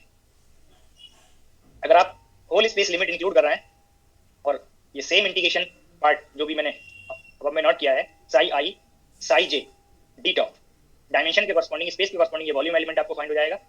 आप लोग एक नोटेशन पढ़े होंगे क्रोनिका डेल्टा, क्रोनिका डेल्टा आई जे, और ये इसकी वैल्यू 1 भी हो सकती है और 0 भी हो सकती है depending on these indices. If indices are equal then Kronecker delta will be 1। If indices are different, then canonical delta will be 0. तो जैसे ही आप इंडिसेस को सेम लेंगे, आई और जे सेम होंगे तो ये सेम स्टेट को रिप्रेजेंट करेंगे, बोथ फंक्शन सेम स्टेट को रिप्रेजेंट करेंगे, और जब सेम स्टेट को रिप्रेजेंट करेंगे तो आप ये कंपेयर कर सकते हैं, ये नॉर्मलाइजेशन कंडीशन में कन्वर्ट हो जाएगा, इस कंडीशन में आपको कन्वर्ट हो जाएगा, वन डायमेंशन के लिए इस पार्ट में कन्वर्ट हो जाएगा, साई स्टार साई ये मॉड स्क्वायर बन जाएगा, तब ये term probability same single state की प्रोबेबिलिटी को बताएगा और वो प्रोबेबिलिटी मैक्सिमम प्रोबेबिलिटी 1 है, ऑल स्पेस में प्रोबेबिलिटी 1 है।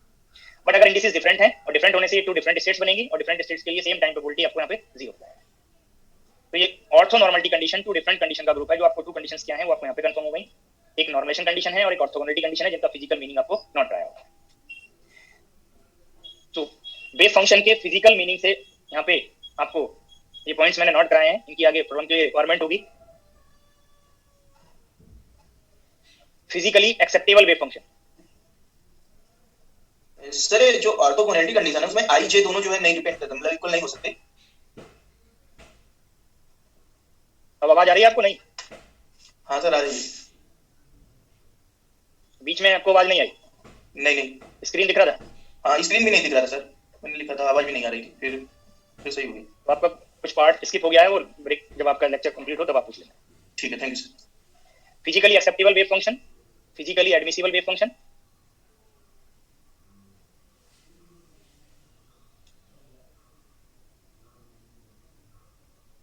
देखो ये बहुत इंपॉर्टेंट पॉइंट्स हैं जो भी यहाँ पे अभी नोट करेंगे।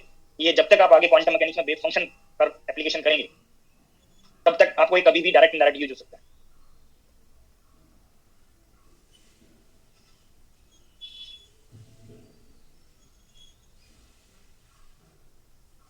Physically acceptable wave function, physically admissible और वेल बिहेव्ड वेव फंक्शन, ये डिफरेंट वर्ड हो सकते हैं बट कंडीशंस सभी के लिए सिमिलर कंडीशंस होंगी। डी ब्रॉगली के कंसेप्ट के according, modified de Broglie concept के अकॉर्डिंग, पार्टिकल्स के साथ वेव एसोसिएट होगा मोशन में, उस वेव को हमने कैसे रिप्रेजेंट करना है वो आपका वेव फंक्शन पार्ट आ गया। बट मैथमेटिकल फंक्शंस के डिफरेंट फॉर्म हो सकते हैं, न्यूमरस फॉर्म्स हो सकते हैं, but all mathematical functions wave function से इंफॉर्मेशन ऑब्टेन करने के लिए एक्सेप्टेबल नहीं है। एक particular limited forms, some particular forms ही आपको वहां पे वेव फंक्शन से इंफॉर्मेशन ऑब्टेन होगी, वही एक्सेप्टेबल होंगे। इसीलिए आपको यहाँ पे वर्ड है physically acceptable. Physically acceptable wave functions वो वेव फंक्शंस होंगे जो पार्टिकल को रिप्रेजेंट, पार्टिकल की स्टेट को रिप्रेजेंट करें, और उनसे जब आप इंफॉर्मेशन फाइंड कर रहे हैं तो कहीं कंट्राडिक्शन ना आए, करेक्टली आप इंफॉर्मेशन फाइंड कर पाए। बट ऑल वेव फंक्शंस ये कंडीशंस फॉलो नहीं करते हैं। तो जो wave functions physically acceptable wave functions की कंडीशन को फॉलो करेंगी, उन्हीं से आप इंफॉर्मेशन फाइंड कर पाएंगे। तो आप नोट करेंगे कंडीशंस के लिए और फिजिकली एक्सेप्टेबल वेव फंक्शन के लिए, the wave function that satisfies the following condition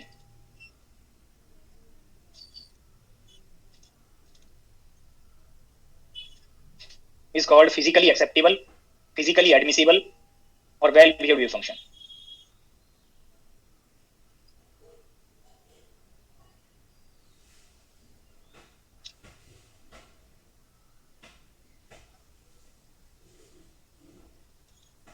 और वो कंडीशंस क्या हैं?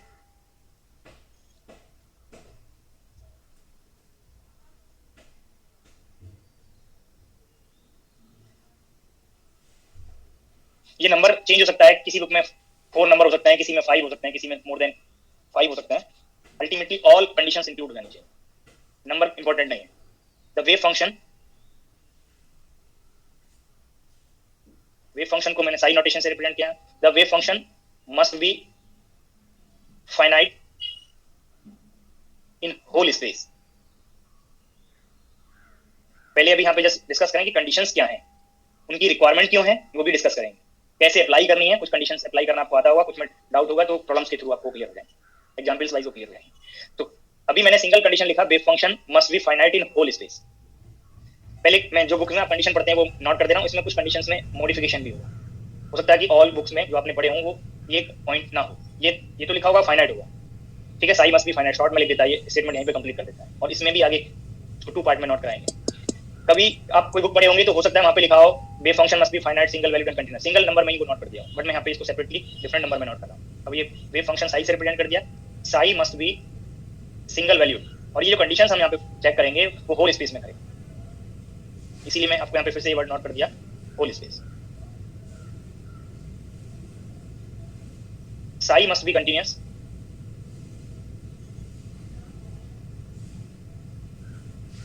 इन होल स्पेस।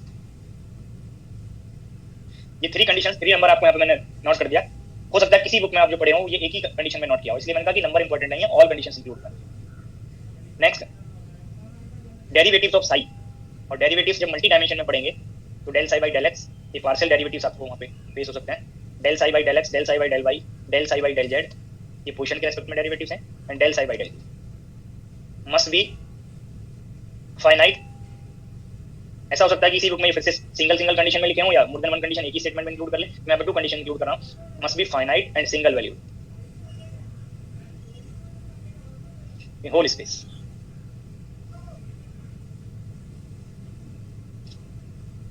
फोर और 5th कंडीशन को थोड़ा अलर्ट रहेंगे, मैंने 5th कंडीशन में टाइम डेरिवेटिव इंक्लूड नहीं किया। 4th कंडीशन में पोजीशन और टाइम वेरिएबल्स हैं, बट 5th में ओनली पोजीशन वेरिएबल और पोजीशन के रेस्पेक्ट में derivatives. del psi by del x, del psi by del y, del psi by del z must be continuous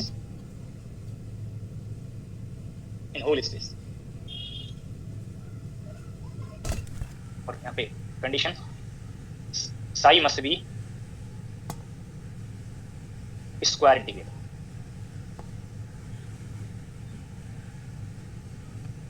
psi must be square integral. अगर ये conditions fulfil होंगी तभी wave function acceptable होगा, तभी आप उससे वैल्यूएबल इंफॉर्मेशन फाइंड कर सकते हैं। ये आपको कंडीशंस किसी भी बुक में आप पढ़ेंगे तो शायद मिल जाएंगी कंडीशंस। मैं आपको एक पॉइंट क्लियर कर दूं, ये कंडीशंस किसी भी रियल पार्टिकल को रेफरेंस लेके, ये नॉट क्लियर, रियल पोटेंशियल, किसी भी रियल पोटेंशियल में पार्टिकल मोशन कर रहा है, उससे इंफॉर्मेशन फाइंड करने के लिए जो रिक्वायर्ड पॉइंट्स होंगे उनके कॉरस्पॉन्डिंग ये वेव फंक्शन पे कंडीशंस बनाएंगे। बट कई बार ऐसा हो सकता है कि जो रियल पोटेंशियल है, रियल फिजिकल स्पेस की हम बात कर रहे हैं, कि जो पोटेंशियल की वैल्यू है वो फाइनाइट हो, but some time mathematical potential function, मैं वेव फंक्शन की बात नहीं कर रहा हूँ, पोटेंशियल फंक्शन की बात कर रहा हूँ, पोटेंशियल फंक्शन किसी पॉइंट पे इनफाइनाइट हो सकता है।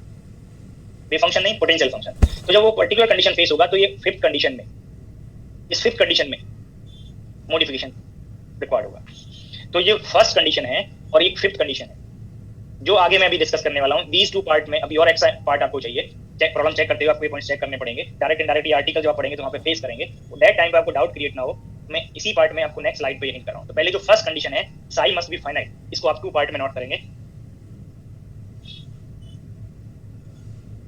Psi must be finite in whole space. ये अभी भी स्टेटमेंट जो पहले आपको नोट रहा है वो सेम रहेगा, बट ये आपको ये हिंट कर दिया कि मैं किस कंडीशन को रेफरेंस लेके आगे कंटिन्यू कर रहा हूँ। फर्स्ट कंडीशन की बात करें। अब पार्टिकल को जब आप स्टडी कर रहे हैं तो पार्टिकल कंप्लीटली फ्री हो सकता है, पार्टिकल पे कोई फोर्स हो सकता है। अब दैट पार्ट को रेफरेंस लेके ये फर्स्ट कंडीशन को मैं टू पार्ट में नोट कर रहा हूँ। वेव फंक्शन का जो फॉर्म है वो टू डिफरेंट क्लास में आप कैटेगराइज कर सकते हैं, एक bound state wave function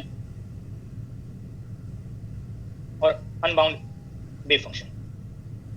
unbound और इसी में एक वर्ड आप यूज करेंगे स्कैटरिंग स्टेट।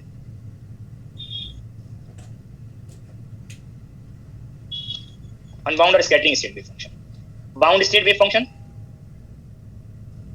और लोकलाइज वेव फंक्शन।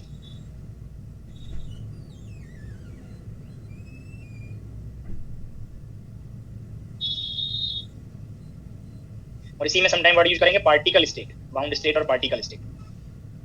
और अनबाउंड और स्कैटरिंग स्टेट में आप एक और वर्ड यूज कर सकते हैं नॉन लोकलाइज्ड।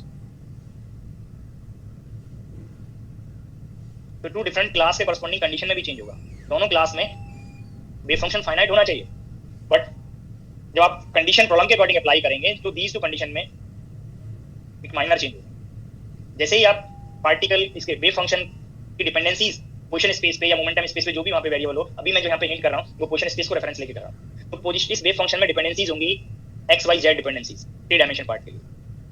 तो इस आर को आप एक्स वाई जेड कोऑर्डिनेट में आप रिप्रेजेंट करेंगे तो पोजीशन कोऑर्डिनेट्स आपको यहाँ पे कंफर्म हो जाएगा। अब इस फाइनाइट वाली कंडीशन को आप होल स्पेस में चेक करेंगे, बट इसके अलावा आपको extra condition these two class को क्लासिफाई करने के लिए रिक्वायर्ड होंगी। अगर आप दीज कोऑर्डिनेट को प्लस माइनस इन्फिनिटी पे चेक करें, x change as x tends to plus minus infinity, y tends to plus minus infinity and z tends to plus minus infinity, और वेव फंक्शन को check करें कि वो tends to zero जाता है, then wave function represent bound state wave function और particle state wave function और localised wave function. अब दीज कंडीशन में अगर psi value plus minus infinity पे, पोजीशन वेरिएबल की प्लस माइनस इन्फिनिटी पे नॉन जीरो फाइनाइट वैल्यू को approach करता है, दोनों ही वैल्यू फाइनाइट है, एक वैल्यू जीरो हो सकती है एक नॉन जीरो हो सकती है, तो यहाँ पे तो बनेगा ये बाउंड स्टेट और लोकलाइज वेव फंक्शन। मैं एक ही वर्ड यूज कर रहा हूँ, बाकी डिफरेंट वर्ड आपको ऊपर शो किए हुए हैं। ये लोकलाइज वेव फंक्शन की कंडीशन है, लोकलाइज और बाउंड स्टेट और पार्टिकल स्टेट वेव फंक्शन। अगर ये नॉन जीरो फाइनाइट है तब ये नॉन लोकलाइज वेव फंक्शन। ये आपको जरूरी नहीं कि सभी बुक्स में कंडीशन सेपरेटली आपको नोट किया हो, बट प्रॉब्लम के लिए रिक्वायर्ड होगा, इसलिए आपको मैंने यहाँ पे हिंट कर दिया। तो फाइनाइट वाली कंडीशन में आपको माइनस इन्फिनिटी से प्लस इन्फिनिटी तक ऑल पोजीशन पे चेक करना है कि साई वैल्यू किसी पॉइंट पे इनफाइनाइट तो नहीं है, बट उसके साथ साथ अगर वर्ड वहां पे यूज किया है कि बाउंड स्टेट को रिप्रेजेंट करता है, लोकलाइज वेव फंक्शन है कि नहीं, तो आपको ये भी चेक करना पड़ेगा कि प्लस माइनस इन्फिनिटी पे वो जीरो जाता है या नॉन जीरो जाता है। अगर जीरो जाएगा तब वो लोकलाइज और बाउंड स्टेट वेव फंक्शन होगा, अगर वो नॉन जीरो वैल्यू है और फाइनाइट है तब वो नॉन लोकलाइज वेव फंक्शन होगा। अब जो बाकी कंडीशन है first order derivative single valued continuous वो ऐसा रहेंगे। अब जो फिफ्थ कंडीशन आप होल स्पेस में चेक करेंगे कि first order derivatives of wave function with respect to position, जो भी मैंने यहाँ पे आपको हिंट किया है कि कंटीन्यूअस होना चाहिए, जो फिफ्थ कंडीशन की मैं बात कर रहा था। तो होल स्पेस में वो कंटिन्यूटी कैरेक्टर को आप टू डिफरेंट वे में चेक करेंगे, ये फिफ्थ नंबर की बात कर रहा हूँ, बाकी कंडीशंस अनचेंज रहेंगी। अगर पोटेंशियल किसी भी पॉइंट पे इन्फिनिटी नहीं है, फाइनाइट है, ऑल पोजीशन पे फाइनाइट है, और जो भी वैल्यूज वहां पे डिफाइन की गई हैं किसी भी पॉइंट पे पोटेंशियल अगर इनफाइनाइट नहीं हो रहा है, अगर पोटेंशियल फाइनाइट है, then first order derivatives del psi by del x, del psi by del y, del psi by del z, ये continuous.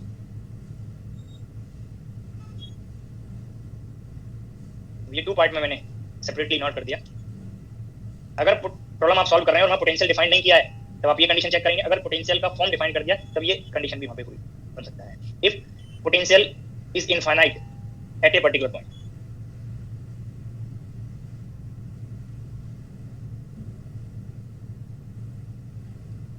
then del psi by del x del psi by del y, del psi by del z will be discontinuous at that point. जिस point का मैंने reference दिया है infinite check यहाँ पे potential के लिए, उसी पॉइंट पे डिसकंटिन्यूअस बनेगा, बाकी पार्ट पे कंटिन्यूअस बन जाएगा। कैसे डिसकंटिन्यूअस होगा वो श्रोडिंगर इक्वेशन जब आप आगे पढ़ेंगे तो वहां से आपको ये कंफर्म हो जाएगा, या किसी पर्टिकुलर प्रोग्राम में किसी पर्टिकुलर आर्टिकल में भी आपको ये कंफर्म हो जाएगा कि कैसे डिसकंटिन्यूअस है। बट ये फिर से आगे आएगा तो आपको डाउट क्रिएट होता है कि सर ने पहले बताया कंटिन्यूअस होगा और यहाँ पे कह रहे हैं डिसकंटिन्यूअस होगा। मैंने एक ही पार्ट में आपको यहाँ पे पहले हिंट कर दिया कि अगर पोटेंशियल किसी भी पॉइंट पे इनफाइनाइट नहीं है, ऑल पॉइंट्स पे पोजीशन की ऑल वैल्यूज के लिए फाइनाइट है, तो ये ऑल पॉइंट्स पे कंटिन्यूअस होगा। अब कुछ पोटेंशियल फॉर्म ऐसे हो सकते हैं कि किसी पर्टिकुलर पॉइंट पे वो इनफाइनाइट हो, उसके अलावा बाकी पॉइंट पे फाइनाइट हो। तो जब फाइनाइट है पोटेंशियल तो उन पॉइंट्स पे कंटिन्यूअस कैरेक्टर शो करेगा, और जिस पॉइंट पे पोटेंशियल इनफाइनाइट है उस पर्टिकुलर पॉइंट पे डेरिवेटिव्स डिसकंटिन्यूअस हो जाएंगे। बाकी कंडीशंस सेम रहेंगी। अगर प्रॉब्लम जब आप सॉल्व कर रहे हैं और प्रॉब्लम में कोई पोटेंशियल का नेम नहीं दिया, पोटेंशियल का डेफिनेशन नहीं दिया, तो ये ऐसे कंडीशंस आपको चेक करना जो आपको यहाँ पे आपको नोट कराएंगे। बट अगर पोटेंशियल का डेफिनेशन यहाँ पे रेफरेंस दिया हुआ है तो आप उस डेफिनेशन में यही जरूर चेक करें कि किसी पॉइंट पे पोटेंशियल इनफाइनाइट तो नहीं है। अगर पोटेंशियल किसी पर्टिकुलर पॉइंट पे इनफाइनाइट है तो उस पर्टिकुलर पॉइंट पे ये डेरिवेटिव्स डिसकंटिन्यूअस आपको चेक करना पड़ेगा। जब प्रॉब्लम सॉल्व करेंगे तो ये आपको जो मैंने मॉडिफिकेशन बताया कंडीशन में इस पेज पे स्लाइड पे वो आपको रिकॉल होना चाहिए। दोनों कंडीशंस आपको रिकॉल होना चाहिए। कंडीशंस क्या हैं वो आपको मैंने डिस्कस कर दिया, नोट करा दिया। अगर ये कंडीशंस फुलफिल होंगी तभी आप वेव फंक्शन के को करेक्टली इंटरप्रेट कर सकते हैं और उससे आप यूजफुल इंफॉर्मेशन फाइंड कर सकते हैं।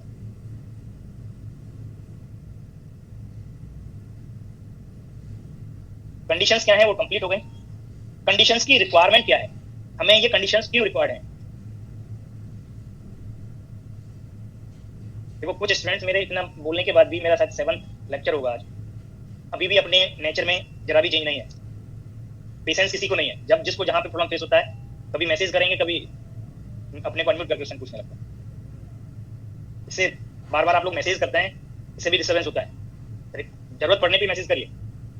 आज भी एक स्टूडेंट ने मैसेज किया था, लास्ट लेक्चर में मैसेज किया था कि सर ये फर्स्ट स्लाइड है क्या, इतना छोटा है। लास्ट लेक्चर में बोला भी था, आज भी बोलूंगा।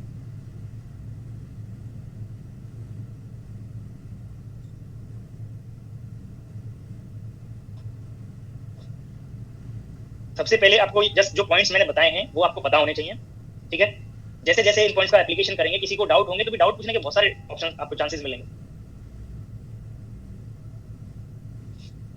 अभी मैं आपको ये हिंट करा था कि कंडीशंस क्या है वो नॉट हो गई, बट इनकी रिक्वायरमेंट क्या है, क्यों हमें ये कंडीशंस चेक करनी पड़ रही हैं, क्यों हमें ये कंडीशंस फुलफिल होनी चाहिए। इसका एक इजी आपका आंसर है कि आप अभी स्टार्टिंग से जो मैंने आपको पॉइंट्स बताए हैं, सबसे पहले जाइए कि आपको वेव फंक्शन आपने प्रोबेबिलिटी के टर्म्स में फिजिकली सिग्निफाई किया है। साई जैसे ही पता चला, अब किसी भी रीजन में, एक पर्टिकुलर पॉइंट पे, लार्ज रीजन में, स्मॉल रीजन में आप प्रोबेबिलिटी फाइंड कर सकते हैं, तो आपको ऑटोमेटिकली आंसर मिल जाएगा। जो फर्स्ट लाइन लिखा हुआ है, psi must be finite in whole space, psi must be single valued in whole space, psi must be continuous in whole space.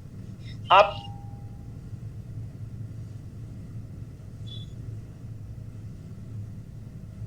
जैसे ही आपको कंफर्म हुआ कि हमें साई मॉड स्क्वायर क्या बताता है, ये एक पर्टिकुलर पोजीशन और एक पर्टिकुलर टाइम पे प्रोबेबिलिटी से रिलेटेड है, जिसको आप प्रोबेबिलिटी डेंसिटी वर्ड भी यूज कर रहे थे। किसी पार्टिकल की पोजीशन को जब आप ऑब्जर्व करेंगे तो दैट पर्टिकुलर पार्टिकल की प्रोबेबिलिटी एक पर्टिकुलर टाइम पे, एक पर्टिकुलर पोजीशन पे सिंगल वैल्यू होगी और फाइनाइट वैल्यू। और अगर ये साई की वैल्यू आप ये यहाँ पे अज्यूम कर लें कि एक पर्टिकुलर पोजीशन और एक पर्टिकुलर टाइम पे एक वैल्यू 1/3 है और एक वैल्यू, ये डबल वैल्यूड है, सपोज एक बार थिंक करके चलें, डबल वैल्यूड और मल्टी वैल्यूड फंक्शन एक्सेप्टेबल नहीं है, बट हमें रिक्वायरमेंट क्यों है सिंगल वैल्यू होने की, आपको इसी पर्टिकुलर पार्ट से कंफर्म हो जाएगा कि अगर मैं साई को डबल वैल्यू एज्यूम कर लिया तो जब Sai mod square term find करूंगा तो ये आपको 1/9 और 1/16 मिलेगा। अब अगर आप इसको इंटरप्रेट करें, मैं अब यहाँ पे यूनिट की बात नहीं कर रहा, मैं जैसे एक एग्जांपल आपको क्लियर करने के लिए कि क्या प्रॉब्लम अराइज होगा, जैसे मैंने एक एग्जांपल ले लिया। अब 1/9 और 1/16 ये टू वैल्यूज आई किसी एक पर्टिकुलर पोजीशन की। सपोज इस पॉइंट पे पार्टिकल को आप ऑब्जर्व कर रहे हैं, इस पॉइंट पे पार्टिकल के रिगार्डिंग प्रोबेबिलिटी की टू वैल्यूज आई, एक 1/9 और एक 1/16। इसका मीनिंग क्या है कि अगर 9 टाइम्स एक्सपेरिमेंट करते हैं, 9 टाइम्स सेम पार्टिकल के लिए, तो इस पर्टिकुलर पोजीशन पे पार्टिकल इस 1/9 प्रोबेबिलिटी से 1 टाइम ऑब्जर्व होगा। अब आपने एक्सपेरिमेंट को इंक्रीज किया, नंबर ऑफ टाइम्स एक्सपेरिमेंट आप इंक्रीज कर रहे हैं, अगर 16 टाइम ऑब्जर्व करें तो यहाँ पे 1 टाइम मिलेगा सेकंड वैल्यू में, और यहाँ पे भी 1 टाइम था। बट जब आप 16 टाइम एक्सपेरिमेंट करेंगे तो हो सकता है कि इससे तो वैल्यू चेंज हो गई।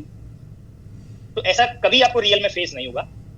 इसीलिए हमें जब आप इंटरप्रिटेशन करेंगे ऑब्जर्वेशन का तो कभी करेक्ट नहीं होगा मल्टी वैल्यू के लिए। इसीलिए वो सिर्फ सिंगल वैल्यू के लिए करेक्ट हो सकता था कि हमें साई की श्योरली एक ही पर्टिकुलर पोजीशन और पर्टिकुलर टाइम के लिए हमें श्योरली पता होता कि ये 1/5 है तो हम साई मॉड स्क्वायर को करेक्टली रिलेट कर सकते थे कि अगर 1/5 है तो 1/25 मिलेगा।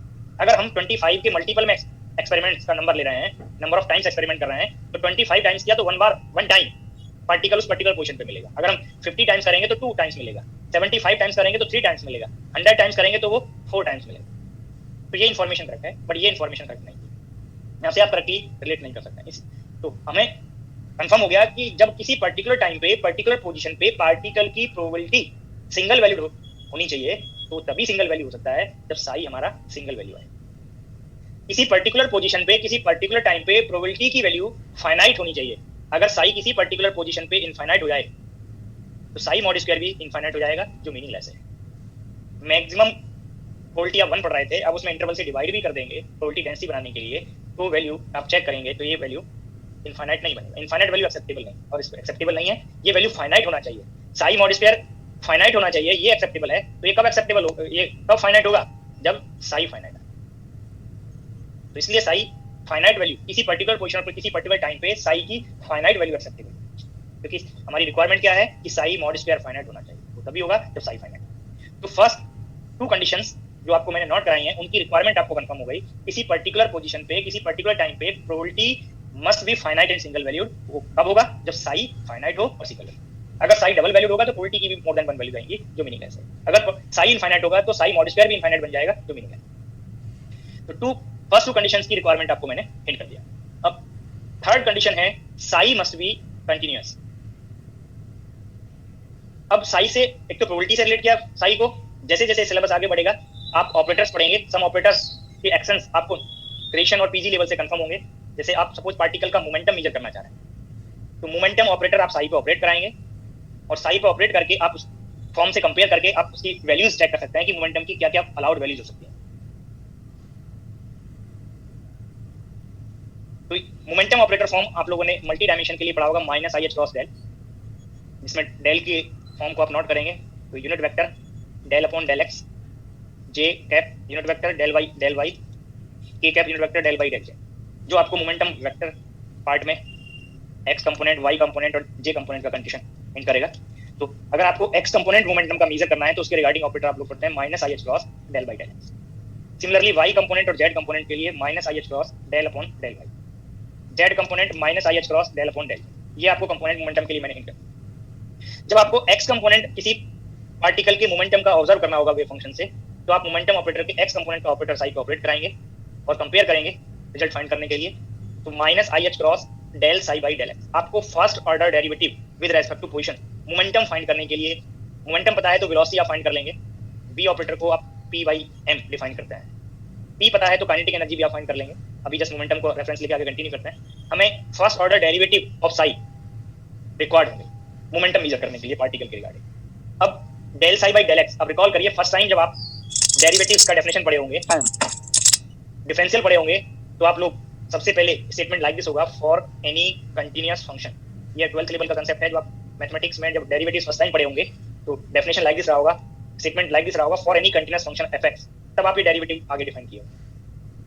इट मींस हमें फर्स्ट ऑर्डर डेरिवेटिव की रिक्वायरमेंट है पार्टिकल के मोमेंटम को मेजर करने के लिए, पार्टिकल के मोमेंटम को ऑब्जर्व करने के लिए। और फर्स्ट ऑर्डर डेरिवेटिव कब कैलकुलेट होगा, जब फंक्शन कंटीन्यूअस हो, जो डेरिवेटिव की रिक्वायरमेंट है। तो d psi by d x find करने के लिए, first order derivatives with respect to position find करने के लिए आपको वेव फंक्शन कंटीन्यूअस होना चाहिए, तभी आप डेरिवेटिव्स फाइंड कर सकते हैं। तो जो थर्ड कंडीशन है साई मस्ट बी कंटीन्यूअस, तो अब आपको यहाँ पे कंफर्म हो गया कि कब वो कंटीन्यूअस होगा, अगर कंटीन्यूअस होगा तभी आप मोमेंटम मेजर कर सकते हैं। फर्स्ट ऑर्डर डेरिवेटिव्स की रिक्वायरमेंट है, इसलिए साई कंटीन्यूअस होना चाहिए। तो फर्स्ट 3 कंडीशंस की रिक्वायरमेंट क्या है वो आपको मैंने यहाँ पे रिलेट कर दिया, वो आपको हिंट कर दिया, फर्स्ट 3 कंडीशंस क्यों रिक्वायर्ड है। अब fourth condition, del psi by del x, del psi by del y, del psi by del z, del psi by del t must be finite single value. Fourth condition की requirement क्यों, किसी particular position पे किसी particular time पे जब आप particle के momentum को मेजर करेंगे तो मोमेंटम की वैल्यू फाइनाइट होगा और सिंगल वैल्यू। अब ये वैल्यू फाइनाइट है, ये एक ही कंडीशन में फाइनाइट होगा जब ये प्रोडक्ट फाइनाइट आए। साई फाइनाइट है तो एक ही कंडीशन में फाइनाइट होगा जब ये लैम्डा फाइनाइट आए, जो मोमेंटम की आइगन वैल्यू बताता है। तो ये टर्म फाइनाइट होने के लिए आपको लेफ्ट साइड में ये प्रोडक्ट फाइनाइट होना चाहिए। IH क्रॉस वैल्यू फाइनाइट है तो एक ही कंडीशन में फाइनाइट आएगा जब del psi by del x finite हो। तो first order derivatives with respect to position क्यों फाइनाइट होने चाहिए, क्यों सिंगल वैल्यूड होने चाहिए, वो मैंने हिंट कर दिया। किसी भी पर्टिकुलर पार्टिकल का, किसी भी सिस्टम का, जब आप किसी पर्टिकुलर पोजीशन पे और पर्टिकुलर टाइम पे मोमेंटम मेजर करेंगे तो उसकी वैल्यू सिंगल होगी और फाइनाइट होगी। इसीलिए फर्स्ट ऑर्डर डेरिवेटिव्स फाइनाइट होने चाहिए और सिंगल वैल्यू होने चाहिए। अब del psi by del t की रिक्वायरमेंट क्यों है? Del psi by del t find करेंगे आप टोटल एनर्जी ऑपरेटर के लिए। Total energy operator in quantum mechanics defined as i h cross del by del t. Similar approach, अगर system के regarding आपको एनर्जी मेजर करनी है तो आप एनर्जी ऑपरेटर को ऑपरेट कराएंगे, तो यहाँ पे i h cross del psi by del t और लैम्डा साइन। किसी भी पार्टिकल की, किसी सिस्टम की, किसी पर्टिकुलर टाइम पे, पर्टिकुलर पोजीशन पे एनर्जी की वैल्यू भी फाइनाइट होगी, सिंगल वैल्यू होगी। इसीलिए ये derivative del psi by del t single value होना चाहिए, फाइनाइट होना चाहिए। तो ये फोर्थ कंडीशन की रिक्वायरमेंट क्या है वो आपको मैंने यहाँ पे हिंट कर दिया। अब नेक्स्ट कंडीशन फिफ्थ, यहाँ पे टाइम के रेस्पेक्ट में डेरिवेटिव नहीं है, फर्स्ट ऑर्डर डेरिवेटिव्स हैं पोजीशन के रेस्पेक्ट में, और वहाँ पे हम कंटिन्यूटी करैक्टर चेक करें। और इसी कंडीशन को मैंने 2 पार्ट में रिलेट किया है। जब पोटेंशियल ऑल पोजीशन पे फाइनाइट है और किसी ऑल पोजीशन में से कुछ लिमिटेड पॉइंट्स पे, लिमिटेड पोजीशन पे पोटेंशियल वैल्यू इनफाइनाइट है। 2 पार्ट में आपको यहाँ पे कैटेगराइज किया, 2 पार्ट में। तो जब फर्स्ट कंडीशन पे जाएं हम, अगर पोटेंशियल ऑल पोजीशन पे होल स्पेस में फाइनाइट है तो मोमेंटम वैल्यू श्योरली कंटीन्यूअस बनेगी। अब एक मैथमेटिकल रिक्वायरमेंट और है, जब आप काइनेटिक एनर्जी ऑपरेटर लेंगे तो काइनेटिक एनर्जी को आप नॉन रिलेटिव केस में डिफाइन करते हैं p²/2m। तो kinetic energy operator some book में हो सकता है टी कैप से रिप्रेजेंट किया हो, -h²/2m d2/dx del 2, जिसमें del 2 में लाप्लासियन ऑपरेटर में आपको partial derivatives, second order derivatives मिलेंगे, del 2/del x², del 2/del y², del 2/del z²। तो आपको पोजीशन के रेस्पेक्ट में सेकंड ऑर्डर डेरिवेटिव्स की रिक्वायरमेंट है, साई के सेकंड ऑर्डर डेरिवेटिव्स की रिक्वायरमेंट है काइनेटिक एनर्जी को मेजर करने के लिए। और सेकंड ऑर्डर डेरिवेटिव्स आप तभी फाइंड कर सकते हैं जब फर्स्ट ऑर्डर डेरिवेटिव्स कंटीन्यूअस हो। तो आपको फिफ्थ कंडीशन की रिक्वायरमेंट कंफर्म हो गया, काइनेटिक एनर्जी मेजर करने के लिए del psi by del x, del psi by del y, del psi by del z continuous होंगे। आपको नॉन रिलेटिविस्टिक क्वांटम मैकेनिक्स में टाइम के रेस्पेक्ट में सेकंड ऑर्डर डेरिवेटिव्स कभी ऑब्जर्व नहीं होंगे। ये जो कंडीशंस हैं इनमें कुछ एजम्पशंस लिए गए हैं कब हमें रिकॉर्ड होंगे, इसीलिए आपको कुछ मॉडिफिकेशंस मैंने हिंट कर दिए। जब आप एनर्जी मेजर करते हैं या आप नॉन रिलेटिविस्टिक क्वांटम मैकेनिक्स पढ़ेंगे तो आपको कहीं पे del 2/del t² की रिक्वायरमेंट नहीं, जब इसकी रिक्वायरमेंट नहीं होगी तो आपको साई के रेस्पेक्ट में फर्स्ट ऑर्डर डेरिवेटिव कंटीन्यूअस है या डिसकंटीन्यूअस है ये आपको चेक नहीं करना। ओनली पोजीशन के रेस्पेक्ट में कंटिन्यूटी करके आपको फर्स्ट ऑर्डर डेरिवेटिव्स का चेक करना है, जो फिफ्थ कंडीशन में मैंने बताया। इसीलिए मैंने ये टर्म को एक्सक्लूड किया कंटिन्यूटी करैक्टर में, क्योंकि आपको del psi by del t check नहीं करना पड़ेगा कि कंटीन्यूअस है या डिसकंटीन्यूअस। और कुछ एग्जांपल्स आप चेक भी कर सकते हैं। आप particle in a box, one dimensional infinite potential well पढ़े होंगे। दैट केस में एनर्जी का एक्सप्रेशन आप पढ़े होंगे π²h×2/2ml² और n डिपेंडेंसी के कॉरस्पॉन्डिंग n की पॉसिबल वैल्यूज आप पढ़े होंगे 1 2 3 4 अप टू इनफाइनाइट। अब आप ये चेक करिए क्या ये एनर्जी के जो वैल्यूज हैं कंटीन्यूअस हैं।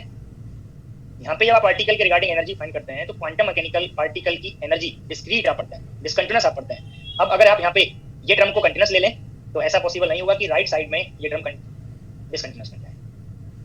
जब हमें कंफर्म है कि एनर्जी डिस्क्रीट हो सकती है तो यहाँ पे रेस्ट्रिक्शन फुलफिल नहीं होगा कि ये कंटीन्यूअस होना चाहिए। और भी आप डिफरेंट एग्जांपल्स में पढ़ेंगे, हार्मोनिक ऑसिलेटर, हाइड्रोजन एटम, सबकी एनर्जी डिस्क्रीट पढ़ते हैं। जब डिस्क्रीट पढ़ते हैं तो एनर्जी, जब क्वांटम मैकेनिकल एनर्जी डिस्क्रीट होगा तो हमें first order derivative del psi by del t surely continuous हो, ऐसी कोई रेस्ट्रिक्शन नहीं, वो हो भी सकता है और नहीं। तो हमें ये चेक नहीं करना पड़ेगा, इस पे कंटिन्यूटी कंडीशन रेस्ट्रिक्ट होना यहाँ पे आपको चेक नहीं करना है। del psi by del t discontinuous होना, इसीलिए हम del psi by del t continuous वाले कंडीशन में इंक्लूड नहीं किए। Only first order derivatives with respect to position continuous होने चाहिए, क्योंकि हमें सेकंड ऑर्डर डेरिवेटिव्स रिक्वायर्ड है। तो फर्स्ट 5 कंडीशंस की रिक्वायरमेंट क्या थी वो मैंने रिलेट कर दिया। अब लास्ट कंडीशन है psi must B square integrable, 6th condition. एक तो आपको स्क्वायर इंटीग्रेबल कंडीशन, मैंने जैसे स्टेटमेंट लिखा है, कंडीशन क्या है वो आपको मैंने अभी वहां पे नोट नहीं किया, बट आप थोड़ा रिकॉल करें। जब आप लोग इंटीग्रेशंस पढ़ना स्टार्ट किए थे 12th लेवल पे, ग्रेजुएशन लेवल पे आप इंटीग्रेशन सॉल्व किए हैं, पीजी लेवल पे भी इंटीग्रेशन सॉल्व किए हैं, मैथमेटिक्स में, फिजिक्स में, पीजी लेवल पे फिजिक्स में, ग्रेजुएशन लेवल तक आप मैथमेटिक्स भी पढ़े। बट आप ये रिकॉल करिए कि आप लोगों में से कितने कैंडिडेट ने इंटीग्रेशन करने से पहले ये चेक किया कि उसका इंटीग्रल एग्जिस्ट करता है या नहीं। आप जस्ट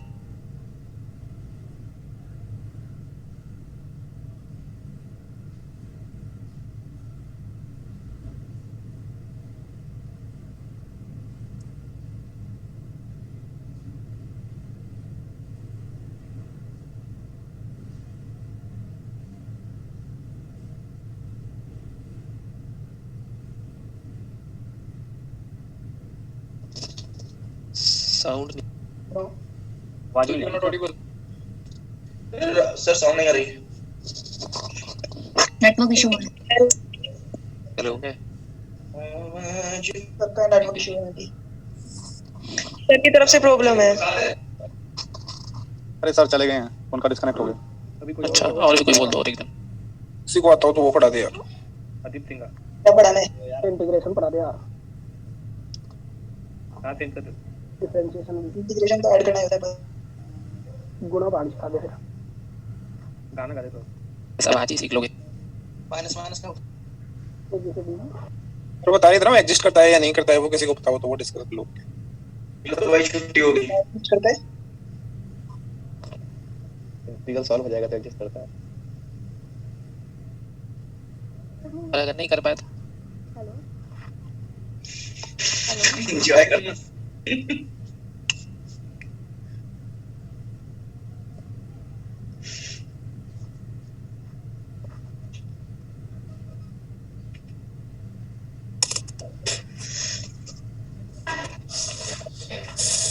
कहाँ चले गए?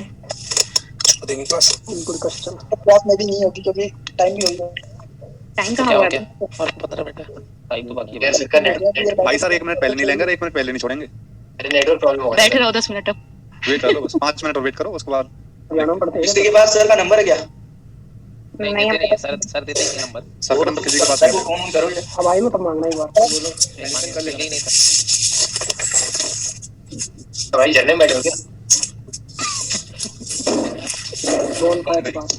ये पॉइंट्स सभी को पता था क्या सर ने करवाई है? कोई इतना डीप तो कोई पढ़ा ही नहीं। इतना deep नहीं पढ़ा।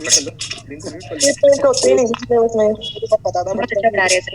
इतना डीप पढ़ते थे आईडी हाँ वैसा कहाँ गए? क्या है सर आता है?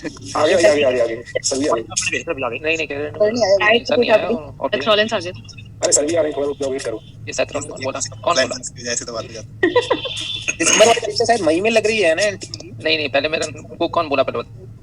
आ जाए शायद नोटिफिकेशन उसका यूजीसी का है, एक सीबीएसई वाले का है, कौन सा है उसका मई में लग रही है। में क्या हो रहा है? मई में बोर्ड वालों के है भाई वो सर आ गए भाई म्यूट कर लो भाई सर आगे। म्यूट है।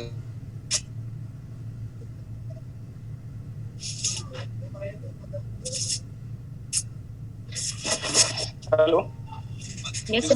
सर आ रही है आप लोगों को? Yes sir yes sir. Problem हो गया था थोड़ा। ओके हमारा तो मन नहीं लग रहा। म्यूट कर लीजिए सबको। तो भी आपको मैंने यहाँ पे हिंट किया 5 कंडीशंस की रिक्वायरमेंट। अब ये मैं आपको डिस्कस कर रहा था कि आप लोग इंटीग्रेशन सॉल्व किए होंगे, बट इंटीग्रेशन सॉल्व करने से पहले ये रिकॉल करें कि कितने कैंडिडेट ने ये चेक किया कि इंटीग्रेशन एग्जिस्ट करेगा भी या नहीं।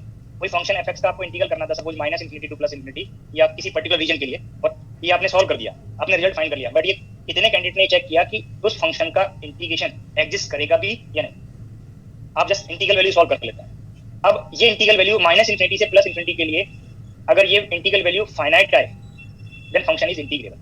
If function is integrable then we can integrate the function, we can find the integral value. अब अगर ये इंटीग्रल वैल्यू इनफाइनाइट आ जाए, then function is not integrable. But ये कंडीशन आप लोग स्किप किए होंगे, मोस्टली कैंडिडेट ने चेक नहीं किया होगा। जस्ट आपको प्रॉब्लम्स लाइक दिस पूछा गया कि फाइंड द इंटीग्रल वैल्यू, आपने ट्राई कर लिया। अगर ये रिकॉल हुआ आप लोगों को कि ये इंटीग्रल वैल्यू अगर फाइनाइट है, then function is integrable. If this integral value is infinite, then function is not integrable. तो आप इजीली जो स्टेटमेंट आपको नोट रहा है कि wave function must B square integrable, वो कंडीशन आपको क्या कंडीशन चेक करना है, क्या आपको रिजल्ट फाइंड करना है, वो आपको कंफर्म हो गया। स्क्वायर इंटीग्रल कंडीशन के लिए साई के मॉड स्क्वायर को आपको चेक करना है कि वो इंटीग्रेबल है या नहीं। होल स्पेस का लिमिट इंक्लूड करके आप इंटीग्रल करेंगे और चेक करेंगे कि ये वैल्यू फाइनाइट है कि नहीं। अगर ये वैल्यू फाइनाइट होगा, then function will be square integral, otherwise not. तो स्क्वायर इंटीग्रल कंडीशन के लिए आपको ये मैथमेटिकल कंडीशन चेक करना है। Psi mod square integration over whole space must be finite. If this is infinite, then function is not square integral. तो अगर ये आपको जो पॉइंट मैंने हिंट किया, अगर ये पहले से आइडिया है, तो आप इजीली चेक कर सकते हैं कि स्क्वायर इंटीग्रल कंडीशन में आपको क्या पार्ट फाइंड करना है। कंडीशन का मैथमेटिकल पार्ट क्या है, वो आपको रिलेट करने के लिए मैंने ये पार्ट हिंट किया है। अब उसकी रिक्वायरमेंट क्या है, फंक्शन वेव फंक्शन साई का मॉड स्क्वायर क्यों इंटीग्रेबल होना चाहिए। अब ये कंडीशन के लेफ्ट साइड पे जाइए, this term represent probability of finding the particle in whole space. और किसी पर्टिकुलर पार्टिकल की होल स्पेस में भी प्रोबेबिलिटी और किसी पर्टिकुलर पोजीशन पे भी प्रोबेबिलिटी फाइनाइट होनी चाहिए।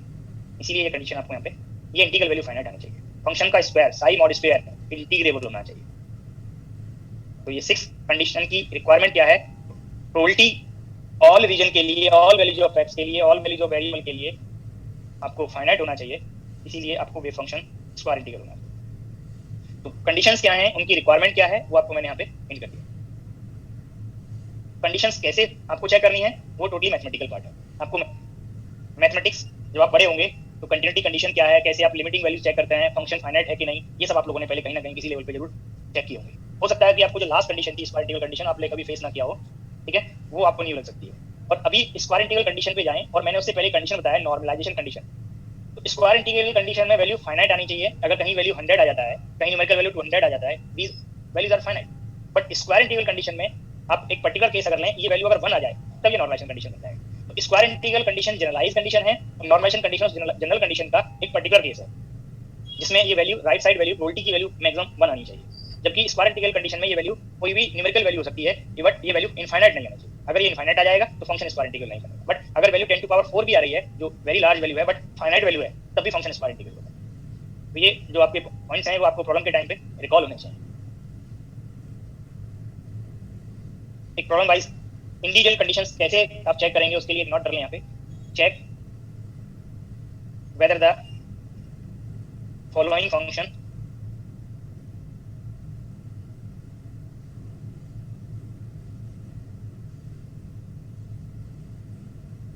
आर फाइनाइट और not.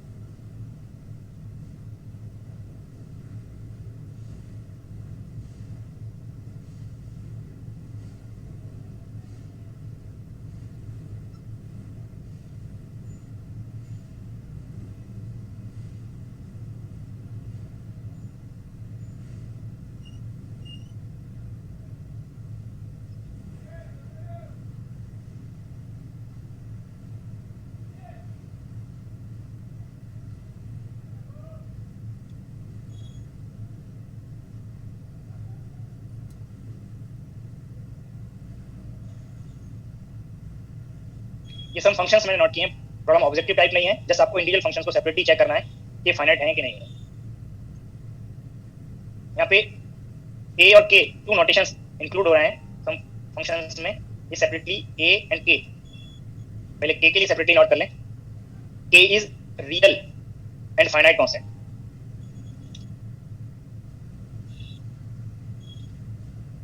And a is finite constant. ये इमेजिनरी हो सकता है, रियल हो सकता है, कॉम्प्लेक्स हो सकता है।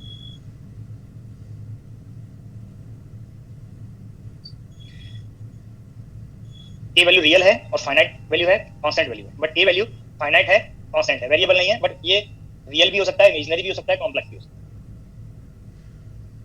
तो फाइनाइट चेक करने के लिए आपको अभी मैंने हिंट किया, जो कंडीशंस नोट कराई कि बुक में हो सकता है आपको लिखा हो कि psi must be finite. But finite check करने के लिए आपको x जो भी वेरिएबल है उस वेरिएबल की ऑल वैल्यूज के लिए चेक करना है, ओनली सिंगल वैल्यू के लिए चेक नहीं करना है। x की -∞ से +∞ के बीच जो भी वैल्यूज लाई करती हैं उन ऑल वैल्यूज में आपको चेक करना है कि किसी भी एक पर्टिकुलर पोजीशन पे भी वो इनफाइनाइट नहीं होना चाहिए। अगर एक पॉइंट पे भी इनफाइनाइट हो जाएगा तो फंक्शन होल स्पेस में फाइनाइट नहीं होगा। तो आप चेक करें जो फर्स्ट फंक्शन है, फर्स्ट फंक्शन साई x, या जो भी नोटेशन आपको यहाँ पे फंक्शन के लिए यूज करना हो, आपको मैथमेटिकल फॉर्म दिया हुआ है a sin kx। अब आप ये चेक करें, ये थीटा वैल्यू स्मॉल हो लार्ज हो, इस साइन की मैक्सिमम और मिनिमम वैल्यू आपको आइडिया है। मैक्सिमम वैल्यू +1 के बीच, +1 से -1 के बीच वैल्यू लाई करेगी, मैक्सिमम +1 और मिनिमम -1, चाहे थीटा कुछ भी हो, साइन की वैल्यू। अब इस फंक्शन की वैल्यू +a से -a के बीच लाई करेगी। अब आप ये बताइए x की चाहे जो भी वैल्यू आप कंसीडर करें, इसी वैल्यू पे ये a sin kx इनफाइनाइट तो नहीं है, और जब इनफाइनाइट नहीं है, ऑल वैल्यूज ऑफ x के लिए फंक्शन फाइनाइट है, तो वह फंक्शन विल बी फाइनाइट। किसी एक सिंगल पॉइंट पे भी वो इनफाइनाइट नहीं बनना है।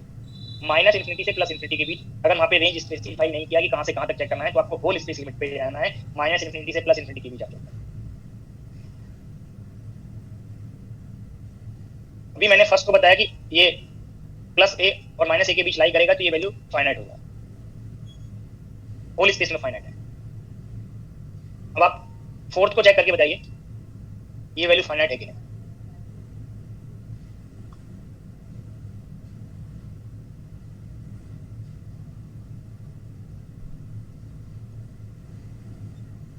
सर हो सकती है इनफाइनाइट है। चेक कर लीजिए, अपने नोट को नोट कर लीजिए। सर फाइनाइट नहीं है सर, इनफाइनाइट सर। सर -∞ पे सबके आंसर्स डिफरेंट आ रहे हैं मोस्टली, ठीक है। इनफाइनाइट है सर। फर्स्ट टाइम ऐसा हो सकता है कि आप यहाँ पे आपको डाउट रहे क्योंकि आप अपनी नॉलेज से चेक कर रहे हैं। जो मैं यहाँ पे आपको हिंट कर दूं, अगर ये फंक्शंस आगे कहीं रिपीट होते हैं, आगे यूज होते हैं, तो यहाँ का एक्सप्लेनेशन आपको दैट टाइम पे रिकॉल हो जाना चाहिए। वो दैट टाइम को डाउट क्रिएट नहीं करना चाहिए, दैट टाइम पे आप क्वेश्चन राइज नहीं करेंगे। अभी आप अपनी नॉलेज से कुछ कैंडिडेट बता रहे हैं कि फाइनाइट है, अब अपने को म्यूट कर लीजिए। अब अगर यहाँ पे ये आई का टर्म नहीं होता, जिनको डाउट हो रहा होगा, जिनसे मिस्टेक हो रहा है, वो इसी पार्ट में मिस्टेक कर रहे हैं। अगर ये मैंने के को हिंट किया कि रियल है, अगर ये आप एक्स को प्लस माइनस इन्फिनिटी ले रहे हैं और इस आई को इग्नोर कर रहे हैं, तो हो सकता है कि कुछ कैंडिडेट्स लाइक के साथ इसको चेक कर रहे होते हैं कि एक्स की वैल्यू यहाँ पे प्लस इन्फिनिटी रखा है, तो ये एक्स एक्सपोनेंशियल प्लस इन्फिनिटी की तरह बिहेव करेगा और ये इनफाइनाइट हो जाएगा। और एक्सपोनेंशियल माइनस इन्फिनिटी 0 होता है, तो ये इनफाइनाइट हो गया, इसलिए ये फाइनाइट नहीं है। ये आप हो सकता है आप मिस्टेक कर रहे हो, बट यहाँ पे आई का टर्म है।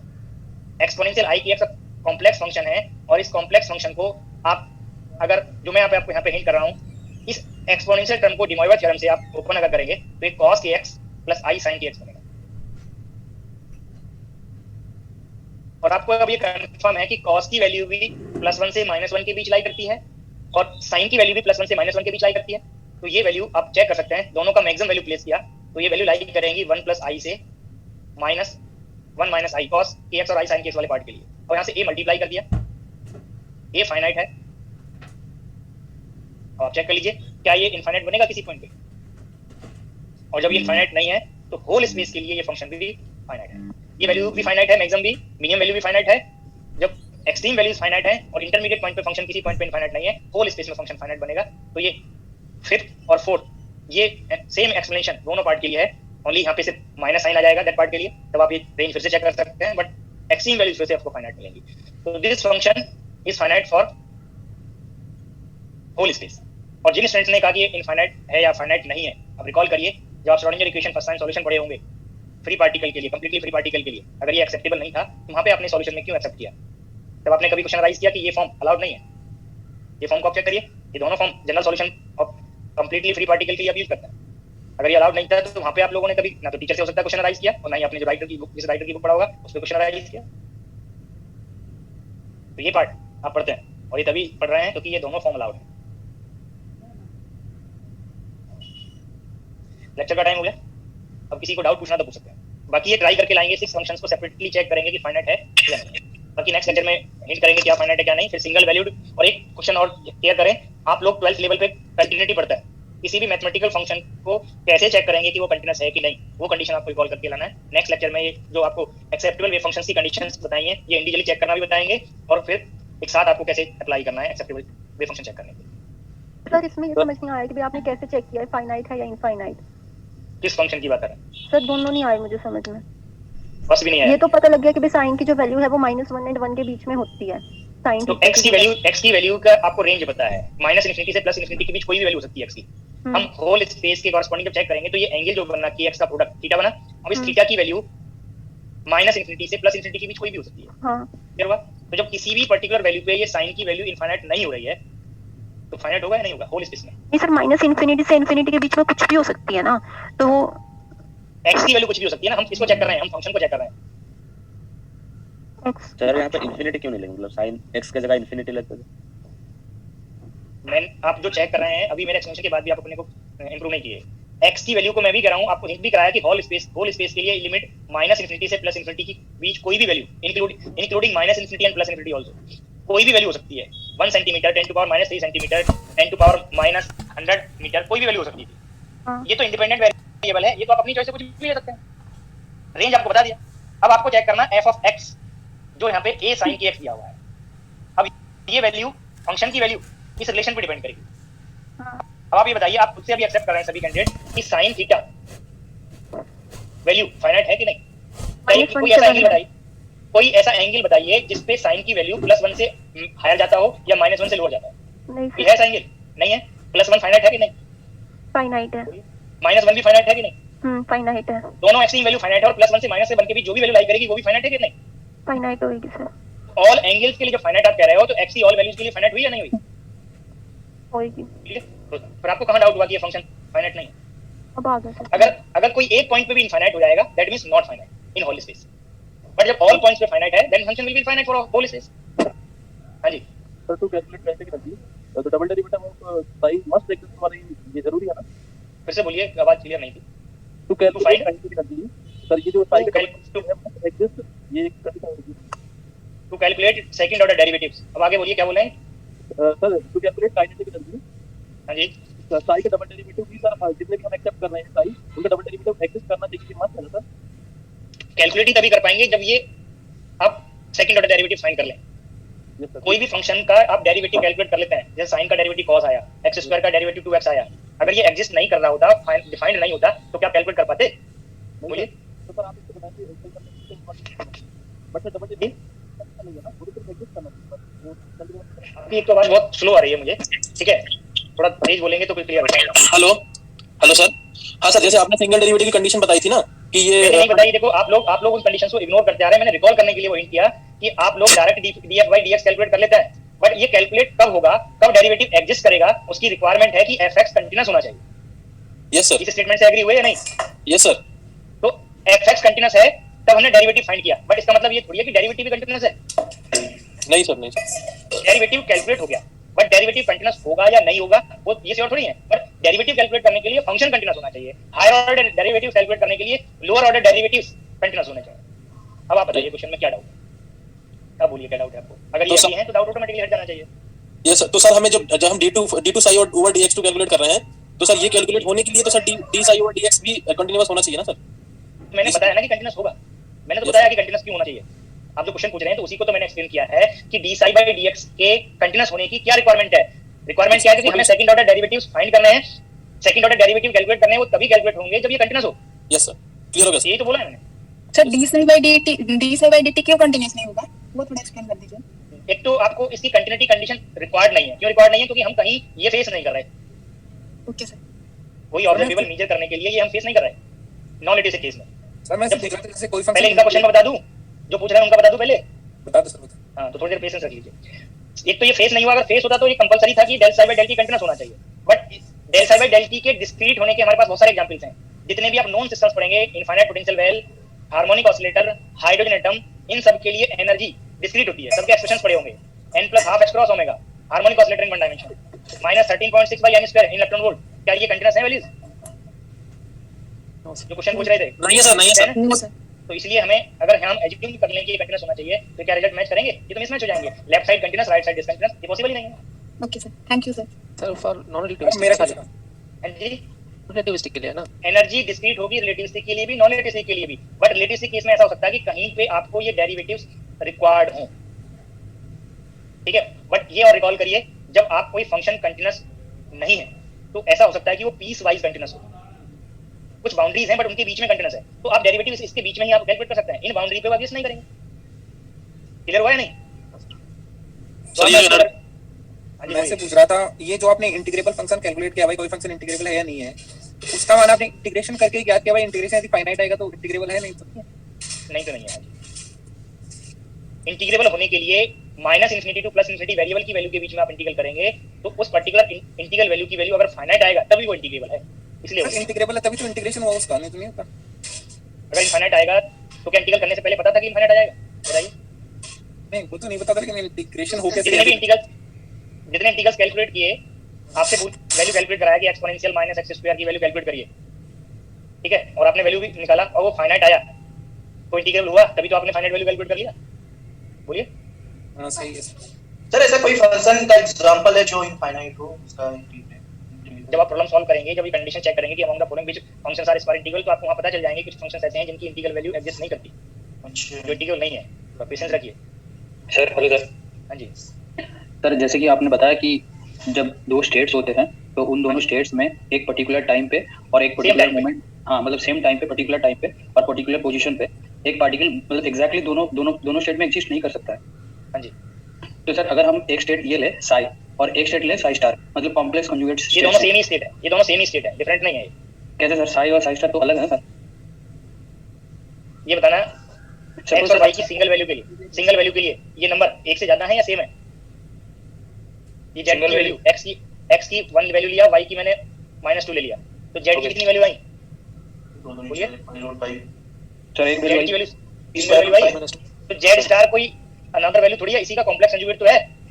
बगैर सर z स्टार का वैल्यू तो अलग आ जाएगा ना z सर। स्टार अगर साई ये सेम स्टेट को रिप्रेजेंट करेंगे ना, साई स्टेट है, साई स्टार तो आप उसको कैलकुलेट करने के लिए आपको एक नंबर बना दिया, नंबर का कॉम्प्लेक्स। बोलिए सर इसका इमेज शायद है ना y एक्सिस में। आप ये फंक्शन को कह रहे होंगे डिफरेंट बन गया, मगर स्टेट साई एक ही तो वैल्यू है, ये डेफिनेशन में साई स्टार साई कर रहे हैं, तो ये फंक्शन दो थोड़ी बन गए सर। मतलब जैसे कि आप अगर एक फंक्शन है e to the power i theta, तो उसका कॉम्प्लेक्स कॉन्जुगेट बनेगा e to the power minus i theta. तो वो आप क्या कह रहे हैं, आप ये कह रहे हैं कि डिफरेंट फंक्शंस हैं, अगर सर हम graph plot but not different state functions. Sir अगर हम ग्राफ प्लॉट करें इन दोनों का, तो ये तो अलग अलग ग्राफ हो जाएगा सर, फिर स्टेट सेम कैसे हो सकता है सर? मतलब अगर इस फंक्शन को हम ग्राफ में डालें सर, तो i थीटा का ग्राफ जो होगा माइनस i थीटा का ग्राफ तो अलग होगा ना सर? क्या सारे फंक्शंस एक्सेप्टेबल वेव फंक्शंस बनेंगे, ये बताइए सर। आपको मैंने ये साई1 लिया जो आपके अकॉर्डिंग आप कह रहे हैं एक्सपोनेंशियल i की x, इसका complex conjugate a exponential a star exponential minus i की x बना। अब आपने साई2 लिया, जब इसको फंक्शन ले रहे हैं माइनस i की x को, तब ये डिफरेंट है। हाँ सर। बट ये हमें जब आप ये कहते हैं कि प्रोबेबिलिटी निकालना है मैथमेटिक्स में, आप ये थोड़ी कह सकते हैं कि हम तो ये नंबर को प्रोबेबिलिटी दे रहे हैं। बताइए, दोनों नंबर सेम भी हो सकते हैं, दोनों नंबर डिफरेंट भी हो सकते हैं, नहीं? बताइए पहले। हाँ सर, मेरा पूछने का मतलब सर ये है कि देखिए, अगर हम साई1 का मतलब साई1 का अगर हम प्रोबेबिलिटी डेंसिटी निकाले या फिर साई1 स्टार प्रोबेबिलिटी का डेंसिटी निकाले, साई1 स्टार स्टेट का प्रोबेबिलिटी डेंसिटी निकाले, तो दोनों का सर सेम ही आ रहा है सर दोनों केस में। तो सर लेकिन मेरा पूछने का मतलब ये है कि सर जब साई1 फंक्शन है वो अगर ग्राफ में उसको ड्रॉ करेंगे वो एक अलग फंक्शन दिखाता है, और साई1 स्टार एक अलग ग्राफ में अलग प्लॉटिंग होगा उसका, तो ये दोनों सेम कैसे है? मतलब वही मैं पूछ रहा हूँ सर। मैंने ये नहीं कहा कि दोनों, वो आप ये डेफिनेशन पे जाइए, प्रोबेबिलिटी की डेफिनेशन के लिए आपको प्रोबेबिलिटी मैंने ये नहीं बताई। क्या मैंने प्रोबेबिलिटी ये बताई है? ये बताइए। नहीं सर, नहीं सर, नहीं बताई ना। क्या मैंने नॉर्मलाइजेशन कंडीशन आपको ये बताई है? नहीं सर। बोलिए, नॉर्मलाइजेशन कंडीशन की डेफिनेशन में आपको क्या स्टेप्स फॉलो करने हैं? जिस फंक्शन को आप चेक करना चाह रहे हैं नॉर्मलाइज है कि नहीं, उसी फंक्शन का स्टार लेना है, तभी वैल्यू बनाएगा। जी सर। ऑर्थोगोनलिटी कंडीशन क्या कहती है कि जिस फंक्शन को आप चेक करना चाह रहे हैं कि वो किसी अदर फंक्शन की ऑर्थोगोनल है कि नहीं, मतलब अगर साई और आपको साई यहाँ पे किसी दूसरे फंक्शन का कॉम्प्लेक्स कंजुगेट मल्टीप्लाई करना पड़ेगा। तो आप इसको कैसे कह रहे हैं कि ये दोनों सेम, ये कैसे कह रहे हैं कि दोनों मैथमेटिकल फंक्शन दोनों डिफरेंट है कॉम्प्लेक्स फंक्शन में, बट फंक्शन तो एक ही स्टेट फंक्शन है। सर वही मैं समझ नहीं पा रहा हूँ कि अगर मैथमेटिकली दोनों फंक्शन डिफरेंट हैं तो वो एक स्टेट को कैसे रिप्रेजेंट कर सकते हैं सर? मतलब e to the power i के x और e to the power minus i के x ऐसे एक स्टेट आप टाइम वेस्ट कर रहे हैं। अभी आपको मैंने एक मैथमेटिकल पार्ट से बताया था, मैंने कहा कि ये कॉम्प्लेक्स नंबर है, बताया था। Yes sir. हाँ sir. Z star another complex number हो सकता है, बट जेड स्टार यहाँ पे क्या रिप्रेजेंट कर रहा है? बोलो क्या रिप्रेजेंट कर रहा है? जेड की कॉम्प्लेक्स, जेड का कॉम्प्लेक्स कंजुगेट। जी सर। बोलो, जेड का कॉम्प्लेक्स कंजुगेट। अगर ये फंक्शन रियल होता तो दोनों सेम नंबर को रिप्रेजेंट कर देते, बट क्योंकि कॉम्प्लेक्स है और कॉम्प्लेक्स कंजुगेट फंक्शन से कॉम्प्लेक्स पार्ट के लिए डिफरेंट आएगा, जो आप कह रहे हो मैथमेटिकली। हाँ सर। बट अब आप बताइए, जेड को मैंने नंबर लिया और जेड स्टार क्या रिप्रेजेंट किया यहाँ पे? Complex conjugate of this number. फिर इसका जैसा पूछे कहते जेड स्टार नंबर है, जेड इसका कॉम्प्लेक्स कंजुगेट है जेड स्टार का, ये तो कहते। हाँ सर। तो इसको मैंने कब कहा कि दोनों सेम फंक्शन है? मैंने तो ये कहा कि ये जेड वैल्यू फंक्शन है और जेड स्टार इसका कॉम्प्लेक्स कंजुगेट है, तो आप इंटरप्रेट कर रहे हो ना कि ये दोनों डिफरेंट फंक्शन है। बोलिए सर इधर आपने जो बोले हो ना Sai must B square integrable, square integrable का मतलब क्या है? साई स्टार साई भी हो सकता है? डाउट मुझे नहीं समझ में आता कि आप लोग डाउट कैसे राइज करते हैं। मैंने स्क्वायर इंटीग्रेबल के लिए पहले आपको एक बेसिक पार्ट बताया कि fx अगर कोई फंक्शन है वो इंटीग्रेबल तभी होगा जब ये वैल्यू फाइनाइट आए। क्लियर है? अब स्क्वायर इंटीग्रेबल को मुझे इससे रिलेट करना था। अगर ये फंक्शन का स्क्वायर, अब तो ये फंक्शन इंटीग्रेबल है यहाँ पे, अगर इस फंक्शन का स्क्वायर इंटीग्रेबल है, अगर ये फंक्शन रियल है तो हम इसका स्क्वायर चेक करते हैं। बट हम क्वांटम मैकेनिक्स में कॉम्प्लेक्स फंक्शन पढ़ रहे हैं, इसका स्क्वायर इंटीग्रेबल होना चाहिए, ये हमारे लिए कंडीशन है। और square integral condition statement wise जो आपको नोट कराया है उसमें मैथमेटिकली क्या चेक करना है वो मैंने कंडीशन इस डेफिनेशन को रेफरेंस लिखा था। अच्छा, इसका मतलब साई स्टार साई मंदतरी नहीं है भाई। जब स्क्वायर इंटीग्रल कंडीशन में बिना इंटीग्रल के कैसे कंडीशन बन जाएगा? आप साई मॉड स्क्वायर को चेक करेंगे तो आप तो ये प्रोबेबिलिटी डेंसिटी को चेक कर रहे हो। ओके सर, और एक चेक कर रहे हो। ओके सर, और एक बिना चीज इंटीग्रल के इंटीग्रल कंडीशन कहां गया? अभी से समझा सर। और एक चीज सर, अगर एक सेमी फंक्शन होता है तो उसके लिए अगर हम लोग प्रोबेबिलिटी निकालते हैं तो उसको नॉर्मल साई स्टार साई से हम लोग निकाल लेते हैं। पर अगर दोनों ओएफ फंक्शन दे दिया हो और अगर प्रोबेबिलिटी निकालते हैं तो पहले हम लोग एक साई1 स्टार साई2 स्टार करते हैं, उसके बाद उसको स्क्वायर करते हैं। तो वो सुपरपोजिशन वाले पार्ट पे जाता है। अभी जैसे कोई वेव फंक्शन आपको लिखना हो एक कॉइन को टॉस करने से पहले, तो आप इसको लिखेंगे साई हेड और साई टेल का सुपरपोजिशन, जो आगे का पार्ट था, क्योंकि यहाँ यूज होता है ऑर्थोनॉर्मलिटी कंडीशन, उसको रिलेट करने के लिए मैंने आपको हिंट कर दिया। ये वेव फंक्शन बनेगा उसका टॉस करने से पहले। टॉस करने के बाद इनमें से कोई एक ही पार्ट बन जाए। ऑब्जर्वेशन से पहले पूछा जाए कि what is the probability of finding head up, तो हेड अप की जो प्रोबेबिलिटी बनेगी ये C1 मॉड स्क्वायर। बट ये C1 फाइंड करने के लिए जब आप आगे स्टेप्स फॉलो करेंगे तब हमें ये डेफिनेशन बनेगा psi h star psi d dot, ठीक है। Okay sir. अब आप यहाँ पे जब आप फाइंड करोगे psi h star psi t, ये कभी सिंगल कॉइन के लिए आपको नॉन जीरो नहीं बन सकता, ये ऑलवेज जीरो बनेगा क्योंकि यहाँ पे कोई प्रोडक्ट टर्म नहीं आया, ठीक है। ये आगे का पार्ट है, बट यहाँ पे ऑर्थोगोनैलिटी कंडीशन को रेफरेंस लेके कहीं आगे प्रोबेबिलिटी पार्ट कैलकुलेशन में मिस्टेक ना करें, इसलिए मैंने इसको ले लिया। सर सर और एक चीज सर, आपने इधर बताया मतलब डेल शाई डेल एक्स कभी डिसकंटीन्यूअस नहीं हो सकता, तो मैंने ये नहीं कहा कभी नहीं होगा, स्टेटमेंट पढ़िए जो एक्सप्लेनेशन दिया है, ये देखिए ये Must be पार्ट continuous। मैंने मस्ट बी कंटीन्यूअस में ये पूरा हिंट कर दे रहा हूँ, ये मैंने इन कंडीशंस को नोट करने के टाइम पे ये बताया कि ये तब है जब हम रियल पोटेंशियल जो रियली सिस्टम्स पे एप्लीकेशंस हैं फोर्स के, उनसे पोटेंशियल फॉर्म बनेगा। कुछ आइडल सिस्टम्स होते हैं उनके लिए कंडीशन में मॉडिफिकेशन, ये आपको मैंने यहाँ पे बताया हुआ है। ये देखिए अगर पोटेंशियल किसी पॉइंट पे इनफाइनाइट हो जाएगा तो क्या डेरिवेटिव कंटीन्यूअस है? उन पॉइंट पे क्या लिखवाया कंडीशन? डिसकंटीन्यूअस लिखाया है।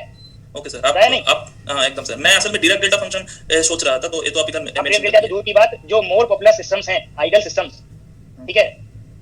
आपने फर्स्ट इजीएस्ट सिस्टम पढ़ा होगा इनफाइनाइट पोटेंशियल वेल, पढ़ा है वन डायमेंशन पोटेंशियल वेल, यहाँ पे भी मोमेंटम डिसकंटीन्यूअस है, यहाँ पे भी डेरिवेटिव डिसकंटीन्यूअस है। जब यहाँ पे इनफाइनाइट फोर्स लगेगा तो पार्टिकल सडनली अपनी डायरेक्शन ऑफ मोमेंटम चेंज कर देगा, डायरेक्शन ऑफ मोशन चेंज कर देगा। इसके लिए h क्रॉस के और h क्रॉस के से सीधा माइनस h क्रॉस की होगा, तो क्या ये कंटीन्यूअस है? नहीं सर, नहीं ये डिस्क्रीट है या नहीं? एकदम सर, वेरी डिस्क्रीट, अलग वैल्यू है।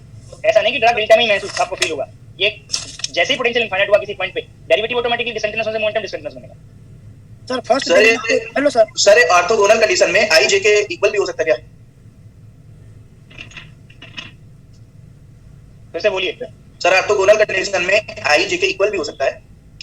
ये कंडीशन दिख रही है आपको जी ऑर्थोगोनलिटी दिख रही है? हाँ हाँ, ये कंडीशन और ये कंडीशन में डिफरेंसेस क्लियर हैं? Yes sir. आई और जे इक्वल होने से ये नॉर्मलाइजेशन कंडीशन बना जो लास्ट पेज पे था, ओके। और जीरो होने पे ये कंडीशन किसके इक्विवेलेंट बन गया? इसके लिए ऑर्थोगोनलिटी। हाँ मैं भी बोल रहा हूँ ऑर्थोगोनलिटी, ये कंडीशन पे जाइए जीरो और ये फॉर्म बन गया। बट ये जीरो कब है? जब आई और जे इक्विवेलेंट है, और जब सेम है तो ये वैल्यू 1 आएगा। तो 1 और 0 एक साथ थोड़ी मिल जाएंगे आपको, सेम फंक्शन के लिए थोड़ी मिल जाएंगे आपको। बोलिए इंटीग्रल कर रहे हैं माइनस इनफाइनाइट प्लस इनफाइनाइट, तो ये फंक्शन फॉर्म चेंज होगा तभी तो वैल्यू चेंज होगा। Yes sir. ऑर्थोगोनलिटी के लिए दोनों फंक्शंस डिफरेंट होने चाहिए, और ये स्टेटमेंट को आप क्लियर करते तो पता भी होता आपको। ये पढ़ लीजिए, टू डिफरेंट स्टेट्स, स्टेट को रिप्रेजेंट कर रहे हैं फंक्शन से, तो टू डिफरेंट फंक्शंस हो गए या नहीं हो गए? Okay sir. मोस्टली आपके डाउट, आप लोगों के डाउट मोस्टली आपके ओल्ड नॉलेज के बेस्ड होते हैं, ओल्ड हैबिट्स के अकॉर्डिंग है। मैं जो पढ़ाता हूं उसको रेफरेंस लेके आप आगे फॉरवर्ड होते, मतलब आगे आप इंप्रूव नहीं करते। हेलो सर, हाँ जी, point 2 and point 3 number sir फिर डिस्कस कर दीजिए। Psi sir first line full value in whole space and first derivative of sign must be finite and single value in whole space. अब नहीं sir, point number 2 and 4 2 and 4 की requirement, हाँ physical acceptable function है। Yes sir, physical acceptable function है जो slide मैंने show किया हुआ है, उसमें आप ये पूछ रहे हैं सेकंड और फोर्थ कंडीशन की रिक्वायरमेंट को एक्सप्लेन करना है। सर ये जो प्रोग्राम आप रिलेट किए ना, ये जो फर्स्ट नंबर ए साइन के एक्स, वो प्रॉब्लम आप स्टेटमेंट हरिंदर पहले बात सुन लीजिए, वो प्रॉब्लम में सेकंड और फोर्थ कंडीशन कहीं आया ही नहीं है। वो प्रॉब्लम का स्टेटमेंट सिर्फ फाइनाइट चेक करने के लिए है। फिजिकल आप उसको क्यों सेकंड और, मैंने स्टेटमेंट फिजिकल एक्सेप्टेबल नहीं लिखवाया, मैंने स्टेटमेंट चेक कराने के लिए आपको देख लीजिए, मैं लिखा है व्हिच इज फाइनाइट और नॉट साइन। जब भाई मिस्टेक लिखा है क्या? बोलिए ना सर, हमें लगा फाइनाइट लिखा है मैंने, देखिए। तो आप एक्सेप्टेबल के लिए सारी कंडीशन चेक करोगे, तो मैंने ये थोड़ी कहा कि ये जो फंक्शन है, ये फाइनाइट है तो एक्सेप्टेबल होगा ही होगा, मैंने ये थोड़ी बता दिया। मैं तो अभी इंडिविजुअल कंडीशन चेक करना बता रहा हूँ, उसमें सिर्फ फर्स्ट कंडीशन बताया है। Hello sir. वही बहुत देर से फर्स्ट स्लाइड के लिए बोल रहा है, मैं एक बार स्लाइड शो कर देता हूँ। हाँ जी, जो आप पूछ रहे थे वो बताइए सर। कंडीशन बता दीजिए। Requirement of normalisation condition. आपको मैथमेटिक्स में मैक्सिमम प्रोबेबिलिटी कितना पढ़ते हैं? 1 पढ़ते हैं। तो जब आप पार्टिकल की होल स्पेस में प्रोबेबिलिटी फाइंड करेंगे तो पार्टिकल कहीं ना कहीं किसी पोजीशन पे तो जरूर होगा। अब आप ये मान लीजिए, आप जिस रूम में बैठे हैं अपने घर पे, अगर कोई ऑब्जर्वर बाहर है, वो क्या थिंक करेगा? आपके घर का कोई मेंबर, ठीक है, जिसको ये पता हो कि आप क्लास अटेंड करते हैं इस रूम में, तो क्या थिंक करेगा? आपके घर में 4 या 5 या 80 भी ज्यादा रूम हो सकते हैं, ठीक है, तो वो ऑब्जर्वर क्या थिंक करेगा कि आप उस रूम में होंगे, रूम नंबर 1 में होंगे, रूम नंबर 2 में होंगे, तो आपकी उसमें प्रोबेबिलिटी कितना है? 1 है ना। बट किसी पर्टिकुलर पोजीशन पे कितनी है, वो जब तक ऑब्जर्व नहीं करे तब तक थोड़ी बता सकता है, वो रूम के अंदर बता दिया। क्लियर हुआ? अब आपका कोई फ्रेंड, पड़ोस का कोई फ्रेंड, ठीक है, बाहर से आवाज लगाता है और आपने रिप्लाई कर दिया कि हाँ है, वो क्या थिंक करेगा कि आप अपने घर पे हैं, तो वो क्या थिंक करेगा कि आप अपने घर में कहीं ना कहीं पे हैं, तो आपकी प्रोबेबिलिटी घर में 1 हो गई है, पहले रूम में 1 थी, अब घर में 1 हो गई। अब ऐसे ही आप थिंक करिए, आप होल स्पेस की लिमिट को इंक्लूड कर लें, तो कहीं ना कहीं तो आप हो गई ना, चाहे रूम में हो, चाहे घर में हो, चाहे कहीं आप मार्केट में हो, तो प्रोबेबिलिटी 1 होनी चाहिए। Yes sir. तो वही आपको रिक्वायरमेंट है नॉर्मलाइजेशन कंडीशन से। हाँ सर, क्या एग्जांपल दिया है आप? और हेलो सर। ये जो आपने बताया था सर, एक थोड़ा सा- प्रोबेबिलिटी डेंसिटी के लिए, प्रोबेबिलिटी डेंसिटी के लिए अब बोला था ना कि सर जैसे और मेरे क्लासमेट्स बोल रहे थे कि साइंस स्टार अलग स्टेप हो, तो कई जगह पे ये लिखा होता है कि इसमें साइंस स्टार को कॉम्प्रिहेंशन लिया जाता है कोई इंटरवल इंटरप्रेट करने के लिए, इसमें हमें उस पार्टिकल की प्रोबेबिलिटी फाइंड करनी होती है। तो क्या सर इसीलिए इसको साइंस स्टार को भी इंट्रोड्यूस किया जाता है? देखो, प्रोबेबिलिटी रियल वैल्यू है, प्रोबेबिलिटी रियल वैल्यू। अगर आप साई को प्रोबेबिलिटी बना, इंटीग्रल साई dx को प्रोबेबिलिटी बनाते, तो जो मैथमेटिक्स में प्रोबेबिलिटी पढ़ते आ रहे हैं पहले से, वो कभी आपको नहीं फाइंड होता। और अपने अकॉर्डिंग डेफिनेशंस नहीं लेते, जो वहाँ पे स्टेप्स रिक्वायर्ड है वो फॉलो करना पड़ता है। अभी मैंने बताया कि साई जनरली कॉम्प्लेक्स है, जो कॉम्प्लेक्स है तो इंटीग्रल वैल्यू कुछ भी हो सकती थी ना, तो उसको रियल बनाने के लिए ठीक है, करेक्टली इंटरप्रेट करने के लिए रिक्वायर्ड है कि साई मॉड स्क्वायर को आप प्रोबेबिलिटी से रिलेट करेंगे, ना कि साई को। सर नहीं, मैंने सर ना एक ऐसी एक लेक्चर में देखा था किसी बड़ी यूनिवर्सिटी के लेक्चर में, आपकी आवाज कट जा रही है। साई को साइंस स्टार में बीच था मेरी आवाज, आपके बीच से आवाज कट जाती है, कुछ समझ नहीं आ रहा है। मैं ये बोल रहा था कि मैंने फॉरेन यूनिवर्सिटी का लेक्चर देखा था क्वांटम मैकेनिक्स के लिए, तो हाँ जी, उसमें उन्होंने बोला था प्रोफेसर ने कि हम साई को साइंस स्टार में सिर्फ इसलिए मॉडिफाई करते हैं कि हम होल स्पेस में यानी माइनस इन्फिनिटी से इनफिनिट तक एक पर्टिकुलर इंटरवल असाइन कर सके जिसमें हमें पार्टिकल को ढूंढना है, जब उसकी तो प्रोबेबिलिटी क्या साई स्टार नहीं होता, तो पार्टिकल को असाइन तो आप तभी कर सकते हो। हाँ सर, माइनस इन्फिनिटी से इनफिनिट तक। लेकिन उसमें पर्टिकुलर ऐसा बोला तो मैंने पूछ लिया। सर ये तो वो तो जैसे मान के चलो मैंने कोई एग्जांपल दिया, ठीक है, मैंने एग्जांपल दिया, मैं रिलेट करना चाह रहा हूं, बट आप उस पर कोई क्वेश्चन उठाने लगे। अब मैंने एग्जांपल तो रिलेट किया आपको समझाने के लिए। कोई बच्चा ये भी कह सकता है सर माइक्रोस्कोपिक सिस्टम पे तो क्वांटम मैकेनिक्स लगता ही नहीं है। सर दिखता नहीं। नहीं सर, सवाल नहीं उठा हुआ, नहीं मैं वही आपको समझाना चाह रहा हूं। तो ऐसा नहीं है कि किसी ने उसको रिलेट करने के लिए बताया तो वही करेक्ट हुआ। हाँ नहीं समझे? सर सही। सर हाँ जी, सर ये लास्ट में इसलिए पूछ रहा हूँ, थोड़ा सा सर अलग है सर। ये मैक्स बॉर्न और कोपेनहेगन इंटरप्रिटेशन समझा देंगे क्या सर? थोड़ा सा मेरे को समझ में नहीं ये आया। जो मैंने जो आपको ये इंटरप्रिटेशन किया वेव फंक्शन के रिगार्डिंग, वो मैक्स बॉर्न इंटरप्रिटेशन ही है। Yes sir. तो इसमें क्या समझ में क्या डाउट है बता दीजिए, मैं उसको एक्सप्लेन कर देता हूँ। सर ये कोपेनहेगन और मैक्स बॉर्न में डिफरेंस समझ में नहीं आता सर मुझे। वो कोई क्यों कहता है कि कोपेनहेगन मोस्ट एक्सेप्टेबल है और मैक्स बॉर्न का सर हाइपोथेसिस है, तो सर उसमें डिफरेंस पता नहीं चलता। आपको जो इंटरप्रिटेशन मैंने बताया है, आप जब भी आगे पढ़ेंगे क्वांटम मैकेनिक्स में यही इंटरप्रिटेशन यूज होगा।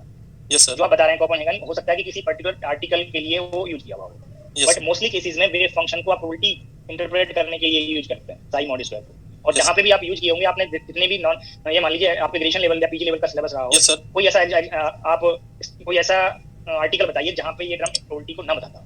नहीं सर, ऐसा तो कोई नहीं सर। ये प्रोबेबिलिटी वाला ही मोस्ट एक्सेप्टेबल बताया सर, कोपेनहेगन वाला। एक्सेप्टेबल नहीं करा, हमारे लिए बेनिफिशियल यही है। हाँ सर, यही बेनिफिशियल है सर। और देखो ऐसा हो सकता है, देखो मैं आपको एक बहुत इजी वे में चीज क्लियर कर दूं। Yes, sir. क्वांटम मैकेनिक्स बहुत पहले का स्टार्ट है ना? हाँ सर। Yes sir. कुछ स्टूडेंट्स को बहुत बेसिक चीज भी नहीं आती होगी। मैं किसी पे क्वेश्चन नहीं उठा रहा है, मैं एक एग्जांपल बता रहा हूँ। Yes sir. कुछ को ऐसा हो सकता है कि एमएससी लेवल पे उसको प्रोजेक्ट बता दिया हो क्वांटम मैकेनिक्स से कुछ पढ़ने का। हो सकता है कि उसने क्वांटम मैकेनिक्स में कोई रिसर्च पेपर भी पढ़ लिया हो। Yes sir. ठीक है, तो मेरा जो यहाँ पे पढ़ाने का पर्पज है वो सिर्फ ये पर्पज है कि जो आपका नेट का, गेट का, टीएफआर का, जेस्ट का यस सर। एग्जाम जो है, ठीक है, उसकी प्रिपरेशन के लिए। और मैं अगर अलग से पढ़ाने भी लगूंगा तो आप ही की क्लास से हो सकता है कि 75% स्टूडेंट मेरी क्लास छोड़ के चले जाए। क्यों? Yes, sir. क्योंकि मैं बहुत पुराने टाइम के क्वांटम मैकेनिक्स के कांसेप्ट्स को यूज करके आंसर कैलकुलेट करना बताऊंगा जो एग्जाम के लिए मैंने यस सर। उसमें रिसेंट चेंजेस क्या हुए हैं, अगर मैं वो पढ़ाने लगूं जो 1% आपके लिए बेनिफिशियल होगा इस एग्जाम के लिए। रिसर्च के लिए हो सकता है कि जो आप यहाँ पे पढ़ रहे हो उससे ज्यादा बेनिफिशियल वो 1% एक्सेप्शनल केसेस हो, यस सर। है ना? मगर अभी पर्पस क्या है कि जो आने वाला एग्जाम है उसके लिए जो आप बुक पढ़ रहे हैं, जो आपके सिलेबस का पार्ट है, उसमें कोई एक्सेप्शन है भी तो मैं वो नहीं डिस्कस कर रहा, मैं उसको 100% करेक्ट मानते हुए पढ़ा रहा हूँ। यस। क्यों? क्योंकि मैं उसमें रेस्ट्रिक्ट हूँ उसको पढ़ाने के लिए। Yes sir. नहीं समझे? Yes sir. अभी मैं आपका अनदर इंटरप्रिटेशन का आंसर देने लगता है तो हो सकता है कि उसको यूज करके जिन स्टूडेंट्स को इसको पढ़ के इंप्रूवमेंट हुआ उसको बताने के बाद वो डाउटफुल हो और एग्जाम के इजी से इजी प्रॉब्लम को रॉन्ग कर दें, तो मेरा पढ़ाने का क्या बेनिफिट होगा? Yes sir. खुद आपको इंडिविजुअली बेनिफिट हो जाए, मगर आप परसेंटेज ऑफ रिजल्ट चेक करिए, वो तो नीचे चला गया बहुत ना। Yes sir. टीचर की बहुत सारी रेस्ट्रिक्शन होती है पढ़ाने की, है Yes. ना? बहुत सारे स्टूडेंट्स के लेवल को और हायर लेवल को, एवरेज लेवल को एग्जाम ओरिएंटेड पढ़ाना पड़ता है। अगर मैं ही आपको रिसर्च के लिए पढ़ा रहा होता तो मैं आपको बहुत इजी वे में आपका आंसर कर देता। Yes sir. Thank you sir. और पूछना किसी को? सर एक चीज और पूछना था। हाँ जी, आपकी आवाज कट जाती है, थोड़ा कोशिश करिए प्रॉपर नेटवर्क आए तभी आप पूछिए एक बार। बोल लीजिए, मैं सुन पाऊंगा तो आंसर कर दूंगा। बोलिए। मैं क्वेश्चन पचारिए मास्टर को। पहले हिमांशु को पूछने दीजिए एक बार तन में फोन के हो सकता है कि हाँ जी बोलिए हिमांशु। सर मेरा नेटवर्क इधर थोड़ा गड़बड़ है आपकी तरफ कोशिश करिए बोलने की, मैं समझ पाया तो बता दूं। नहीं कर रहा था, जिससे आपने भी टॉपिक्स बनाए जिसके नहीं। सॉल्व करूंगा। चलो अब तन में आप बोलिए। सर जैसे कि अभी आपने बोला कि a to the power a e to the मतलब एक साई और साई स्टार सेम स्टेट को ही रिप्रेजेंट करते हैं सर। मैंने नहीं कहा भाई ये बात, मैंने ये कहा कि साई हमारा, वो पूरी बात सुन लीजिए। डाउट इसीलिए आते हैं कि कई बार इंटरप्रिटेशन आप खुद से चेंज कर देते हैं। मैंने कहा कि पार्टिकल अगर क्वांटम मैकेनिकल पार्टिकल मोशन में है तो उसके साथ जो वेव एसोसिएट होंगी उनसे जो रिजल्टेंट वेव बनेगा उस वो वेव फंक्शन और उसके कॉरस्पॉन्डिंग स्टेट को रिप्रेजेंट करने के लिए हमें वेव फंक्शन की जरूरत पड़ेगी। तो साई उस पार्टिकल की स्टेट को रिप्रेजेंट करता है। अब हम उस स्टेट से इंफॉर्मेशन लेने के लिए क्या मैथमेटिक्स अप्लाई करेंगे? अगर हमें प्रोबेबिलिटी फाइंड करनी है पार्टिकल के रिगार्डिंग तो हमें रेस्ट्रिक्शन है, हम पे कंडीशन इंपोज किया है कि जब तक हम साई स्टार ना कैलकुलेट कर लें हम साई मॉड स्क्वायर नहीं कैलकुलेट कर सकते। तो हम मैंने ये थोड़ी कहा कि साई स्टार भी स्टेट को रिप्रेजेंट करता है। मैंने किसको बताया स्टेट रिप्रेजेंटेशन के लिए? साई को सर, साई को। तो आप ये अननेसेसरी बार-बार ये डाउट क्रिएट करते जा रहे हैं खुद से कि साई और psi star two state function है। मैंने नहीं कहा कि टू स्टेट फंक्शन है, ना मेरे किसी स्टेटमेंट में, ना मैंने किसी स्लाइड में। मतलब मैंने लिखा कि साई स्टेट फंक्शन है, साई स्टार कैलकुलेशन हमें रिक्वायर्ड है। ओके सर मैं एक बार बोल लेता हूँ सर, आप प्लीज सुन लीजिए सर मैं बता रहा हूँ कि अगर हम साई को साई स्टार से चेंज करके भी कैलकुलेशन करें तो सेम ही आएगा। इसका मतलब ये है कि साई और साई स्टार एक ही स्टेट को रिप्रेजेंट करते हैं। तो सर मैं आपको एक मतलब एनालॉजी बताता हूँ कि सपोज हम एक लाइन को मान ले y = mx + c, तो m वहाँ पे tan थीटा होता है सर। तो क्योंकि tan थीटा एक पीरियडिक फंक्शन है तो थीटा के बहुत सारे वैल्यूज के लिए m मतलब लाइन तो सेम ही आएगा ना सर। तो क्या उस एनालॉजी के साथ इसको रिलेट करके हम ये समझ सकते हैं कि जो साई और साई स्टार उसी तरह से इससे देखो मैं आपको एग्जांपल लेता हूँ, a sin kx, okay a sin kx, हाँ सर ये मैंने यहाँ पे एक बार ले लिया रियल, ठीक है, ओके सर, ए की वैल्यू को ये मैंने साई 1 मान लिया। जी सर, क्लियर है? हाँ सर। अब इसका साई 1 स्टार करिए, सेम आएगा? हाँ सर सेम आएगा सर, सेम आएगा। अब आप चाहे ये कहिए कि दोनों सेम फंक्शन है, चाहे आप ये कहिए दोनों सेम स्टेट को रिप्रेजेंट करता है, इसमें कोई मिस्टेक नहीं हुआ। क्लियर हो गया? सेम सर मैं भी वही बोल रहा हूँ ना सर, मैं बोला कि अब पूरी बात सुन लीजिए, कोई थोड़ी देर पेशेंस रखिए, थोड़ा पूरा सुन लीजिए। अब आप ये बताइए ए साई 1 को लिखा मैंने एक्सपोनेंशियल माइनस आई के एक्स, ओके सर, ये sin kx लिख लीजिए और इजी रहेगा, sin kx। अब साई 1 स्टार कर दिया जी सर। आप जो कह रहे थे बार-बार कि ये डिफरेंट फंक्शन हो गया, मैं भी कह रहा हूँ फंक्शन डिफरेंट है, हाँ सर, ठीक है, मगर ये दोनों सेम स्टेट को रिप्रेजेंट करता है। हाँ सर, ओके सर, मतलब फंक्शन डिफरेंट है, दोनों सेम स्टेट को रिप्रेजेंट करता है, ठीक है। अब आप ये कहने लगो, इसी पार्ट से आप ये कहने लगो कि साई 1 स्टार और साई 2 जो पार्ट बन रहा था ये मैंने 0 बताया, जी सर, बट ये साई 2 थोड़ी है यहाँ पे, तो आप बार-बार डाउट क्रिएट कर रहे हैं। यहाँ पे वैल्यू 1 आएगा ऑल स्पेस। तो आप मैं जो बोल रहा हूँ उसको अच्छे से नहीं रिलेट कर पा रहे। मैथमेटिकल फंक्शन डिफरेंट है, बट हमें ये नॉर्मलाइजेशन कंडीशन चेक करने के लिए, प्रोबेबिलिटी फाइंड करने के लिए हमें ये स्टेप्स फॉलो करना ही है। बट आप ये थोड़ी कह सकते हो कि अभी दोनों डिफरेंट स्टेट को रिप्रेजेंट करेंगे, नहीं वो दोनों सर सेम स्टेट को रिप्रेजेंट करेंगे ना सर। तो सेम स्टेट को रिप्रेजेंट करेंगे तो आप इसमें साई 1 स्टार साई 1 की वैल्यू 1 आएगी। बट अभी जो आप पहले इंटरप्रिटेशन कर रहे थे और आप इसको 0 भी कह सकते थे, बाय मिस्टेक कर सकते थे, नहीं आपके पास साइन नहीं बचता, आप कैलकुलेट नहीं करते एग्जाम में, तो आप ये हाँ सर, ये सर इस कंपनी से डिफरेंट स्टेट, हाँ सर डिफरेंट स्टेट मान लेंगे तो ये 0 आ जाएगा सर, ठीक है सर। जबकि ये डिफरेंट नहीं है, मैं वही बोल रहा हूँ। ये हमारे पास रेस्ट्रिक्शन है, हम कैलकुलेट, हमें मान के चलिए कि कहीं पे sin c + sin d की वैल्यू कैलकुलेट करनी है, sin c + d, ठीक है। तो हमारे पास ये रेस्ट्रिक्शन है कि हमें यहाँ पे फंक्शन का प्रोडक्ट करना पड़ेगा और उसका एडिशन भी करना है। ये रेस्ट्रिक्शन है कैलकुलेशन की, है कि नहीं? है सर। तो ऐसे यहाँ पे कैलकुलेशन की साई 1 स्टार की, बट हम नोटेशन वाइज साई को स्टेट फंक्शन दिए हैं और साई स्टार हो सकता है कि किसी अनदर सिस्टम के लिए या सेम सिस्टम के लिए किसी और स्टेट का फंक्शन आप हो सकता है मान ले उसको, बट जबकि ऐसा है थोड़ी। तो सर कॉम्प्लेक्स कॉन्जुगेट फंक्शन का सिग्निफिकेंस क्या होता है सर? तो सिग्निफिकेंस उसको रियल बनाने के लिए ही है। जैसे जैसे कॉम्प्लेक्स स्पेस आएगा उसके साथ ड्यूअल स्पेस आता है, उसका हर्मिशियन एडजॉइंट या कॉम्प्लेक्स कंजुगेट स्पेस साथ में होता है। एक बहुत इजी एग्जांपल मानिए, मैंने फोटो पेयर प्रोडक्शन पढ़ाया, मैं कह रहा हूं पॉजिट्रॉन डिटेक्ट हुआ, आप जैसा कोई स्टूडेंट कह रहा है सर पॉजिट्रॉन तो कभी एग्जिस्ट कर ही नहीं सकता, जी सर, पॉजिट्रॉन इंडिविजुअली डिटेक्ट हो ही नहीं सकता, एग्जिस्ट ही नहीं कर सकता। मैं भी कह रहा हूं नहीं हो सकता, क्यों? क्योंकि जैसे जैसे मैटर है, मैटर के साथ साथ एंटी मैटर है। ये सर, हाँ सर, पॉजिट्रॉन सेपरेटली नहीं है मगर इलेक्ट्रॉन के साथ तो ऑब्जर्व होगा सर। पॉजिट्रॉन क्या है? इस पार्टिकल का एंटी पार्टिकल, क्लियर है सर? तो ऐसे ही जब साई पढ़ोगे तो साई स्टार आएगा ही आएगा। सर प्लीज सर एक और डाउट है सर, आप ये पॉजिट्रॉन बोले तो उसको मैंने पढ़ा था सर, उसमें आपने बोला था सर कि जब ये क्लियर हो गया। अब तो इसको डिफरेंट स्टेट और सेम स्टेट नहीं डाउट क्लियर करोगे? नहीं sir, thank you very much sir. Sir तो आपने उस दिन बोला था कि सर जो फोटोन जो सर आ रहा है उसका जो मतलब एनर्जी है वो मास में कन्वर्ट हो जाता है, तो एक इलेक्ट्रॉन निकलता है और एक पॉजिट्रॉन निकलता है। सर अगर हम उसको 1.2 मेगा इलेक्ट्रॉन वोल्ट देंगे तो वो इलेक्ट्रॉन और पॉजिट्रॉन निकालने के लिए sir sufficient 1.02 MeV। Yes sir. तो अगर हम उसको 98 मेगा इलेक्ट्रॉन वोल्ट एनर्जी दे दें तो क्या सर वहाँ से 98? हाँ तो प्रोटॉन और एंटी मतलब जो उसका एंटी प्रोटॉन होगा वो निकलेगा सर? ये एनर्जी बहुत कम है अभी प्रोटॉन के लिए 938 सर हाँ सर 938 सर मैं गलत बता रहा हूँ। तो क्या सर वहाँ से सर जो पेयर प्रोडक्शन आप 1000 भी दोगे 1000 भी दोगे तब भी नहीं होगा, इसका डबल चाहिए। Okay sir. इलेक्ट्रॉन की रेस मास एनर्जी 0.55511 MeV होती है, तो ये 1.02 MeV कहाँ से आया? इसका ट्वाइस करके पार्टिकल की एनर्जी का ट्वाइस, क्योंकि इतनी एनर्जी पार्टिकल को प्रोड्यूस करने के लिए चाहिए और उतना ही एनर्जी एंटी पार्टिकल को प्रोड्यूस करने के लिए चाहिए। जी सर। ठीक है, तो जब आप 2000 energy 2000 mega electron energy provide करेंगे तब प्रोटॉन एंटी प्रोटॉन बनेगा। Okay sir. और सर जैसे कि इसमें डाउट क्या हुआ? ये तो मैंने बोला ही था कि अगर एनर्जी इंक्रीज करते जाओगे तो heavier particle anti particle produce हो जाएंगे। तो मैं वैक्यूम का बोल रहा हूं एनर्जी है। हां जी बोलिए सर। मेरा डाउट वैक्यूम में तो पॉसिबल है ही नहीं। हां सर। तो लेकिन सर मेरा डाउट ये है सर कि जैसे कि आपने यहाँ पे ये मतलब न्यूक्लियस है तो भी आप मान लीजिए कि एक न्यूक्लियस है तो भी सर न्यूक्लियस के अंदर से तो कुछ नहीं हो रहा है, वो तो प्रोटॉन का ही मास एनर्जी रिलेशन काम में आ रहा है ना सर? हाँ। फोटोन का ही मास एनर्जी रिलेशन काम में आ रहा है। तो सर ठीक है, अगर फोटोन का मास मतलब एनर्जी मास में कन्वर्ट हो रहा है, क्योंकि हम लोग ये समझ रहे हैं कि जब वो बहुत स्पीड से लाइट मतलब कंपेरेबल टू लाइट स्पीड पे जा रहा है तो उसका एनर्जी मास में कन्वर्ट हो जाता है। तो सर हम उसके लिए आपने पहले क्लास में बताया था कि आप उस केस में मतलब रिलेटिविस्टिक मास को कैलकुलेट करने के लिए गामा एम ऐसा कुछ बोला था सर आपने। हाँ बोलिए। हाँ सर। तो सर हमने पढ़ा है सर फोटोन का रेस्ट मास तो 0 होता है सर। हाँ जी। तो इसका मतलब ये है कि फोटोन रेस्ट में एग्जिस्ट करता ही नहीं है। फोटोन हमारा रेडिएशन का पार्टिकल है। जी सर। मटेरियल पार्टिकल नहीं है। जी सर। तो ये जो एक्सप्रेशन है gamma times m0 c² p² plus m0² c⁴ ये फोटोन के लिए नहीं है, ये मटेरियल पार्टिकल के लिए है। Kinetic energy plus rest mass energy अगर मटेरियल पार्टिकल रिलेटिविस्टिक स्पीड से मूव करता है तो ये एक्सप्रेशन एप्लीकेबल होता है। फोटोन के लिए तो सिर्फ एक्सप्रेशन पढ़ते हैं hν ये एक्सप्रेशन पढ़ते हैं या Cp पढ़ते हैं। हाँ सर। तो जो एक्सप्रेशन जिसके लिए वैलिड है उसी पे अप्लाई करोगे। हाँ सर ये सर मटेरियल पार्टिकल के लिए वैलिड नहीं है और ये एक्सप्रेशन सर ये केवल अब आप ये क्वेश्चन इस तरह का भी कर सकते थे फिर तो कि सर काइनेटिक एनर्जी आपने क्यों भी बताया, ये न्यूट्रॉन के लिए क्यों नहीं एप्लीकेबल? भाई ये चार्ज पार्टिकल के लिए जब न्यूट्रॉन चार्ज पार्टिकल आएगी तो क्यों एप्लीकेबल होगा? जी सर समझ में आ गया sir, thank you very much sir. और पूछना है किसी को? Hello sir.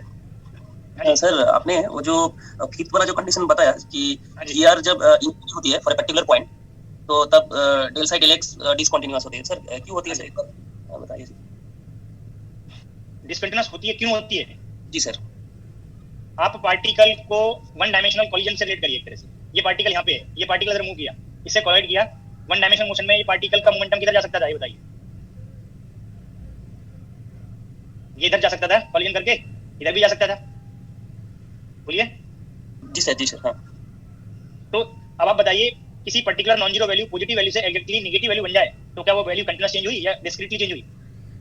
इनफाइनाइट पोटेंशियल में आप इनफाइनाइट पोटेंशियल चेंज होने के रिगार्डिंग बाउंड्री पे इनफाइनाइट फोर्स लगा रहे हैं और जब इनफाइनाइट फोर्स लगाएंगे इंस्टेंटली तो मोमेंटम में इनफाइनाइट चेंज होगा, इनफाइनाइट मोमेंटम में रैपिडली चेंज होगा, कंटीन्यूअसली चेंज होगा।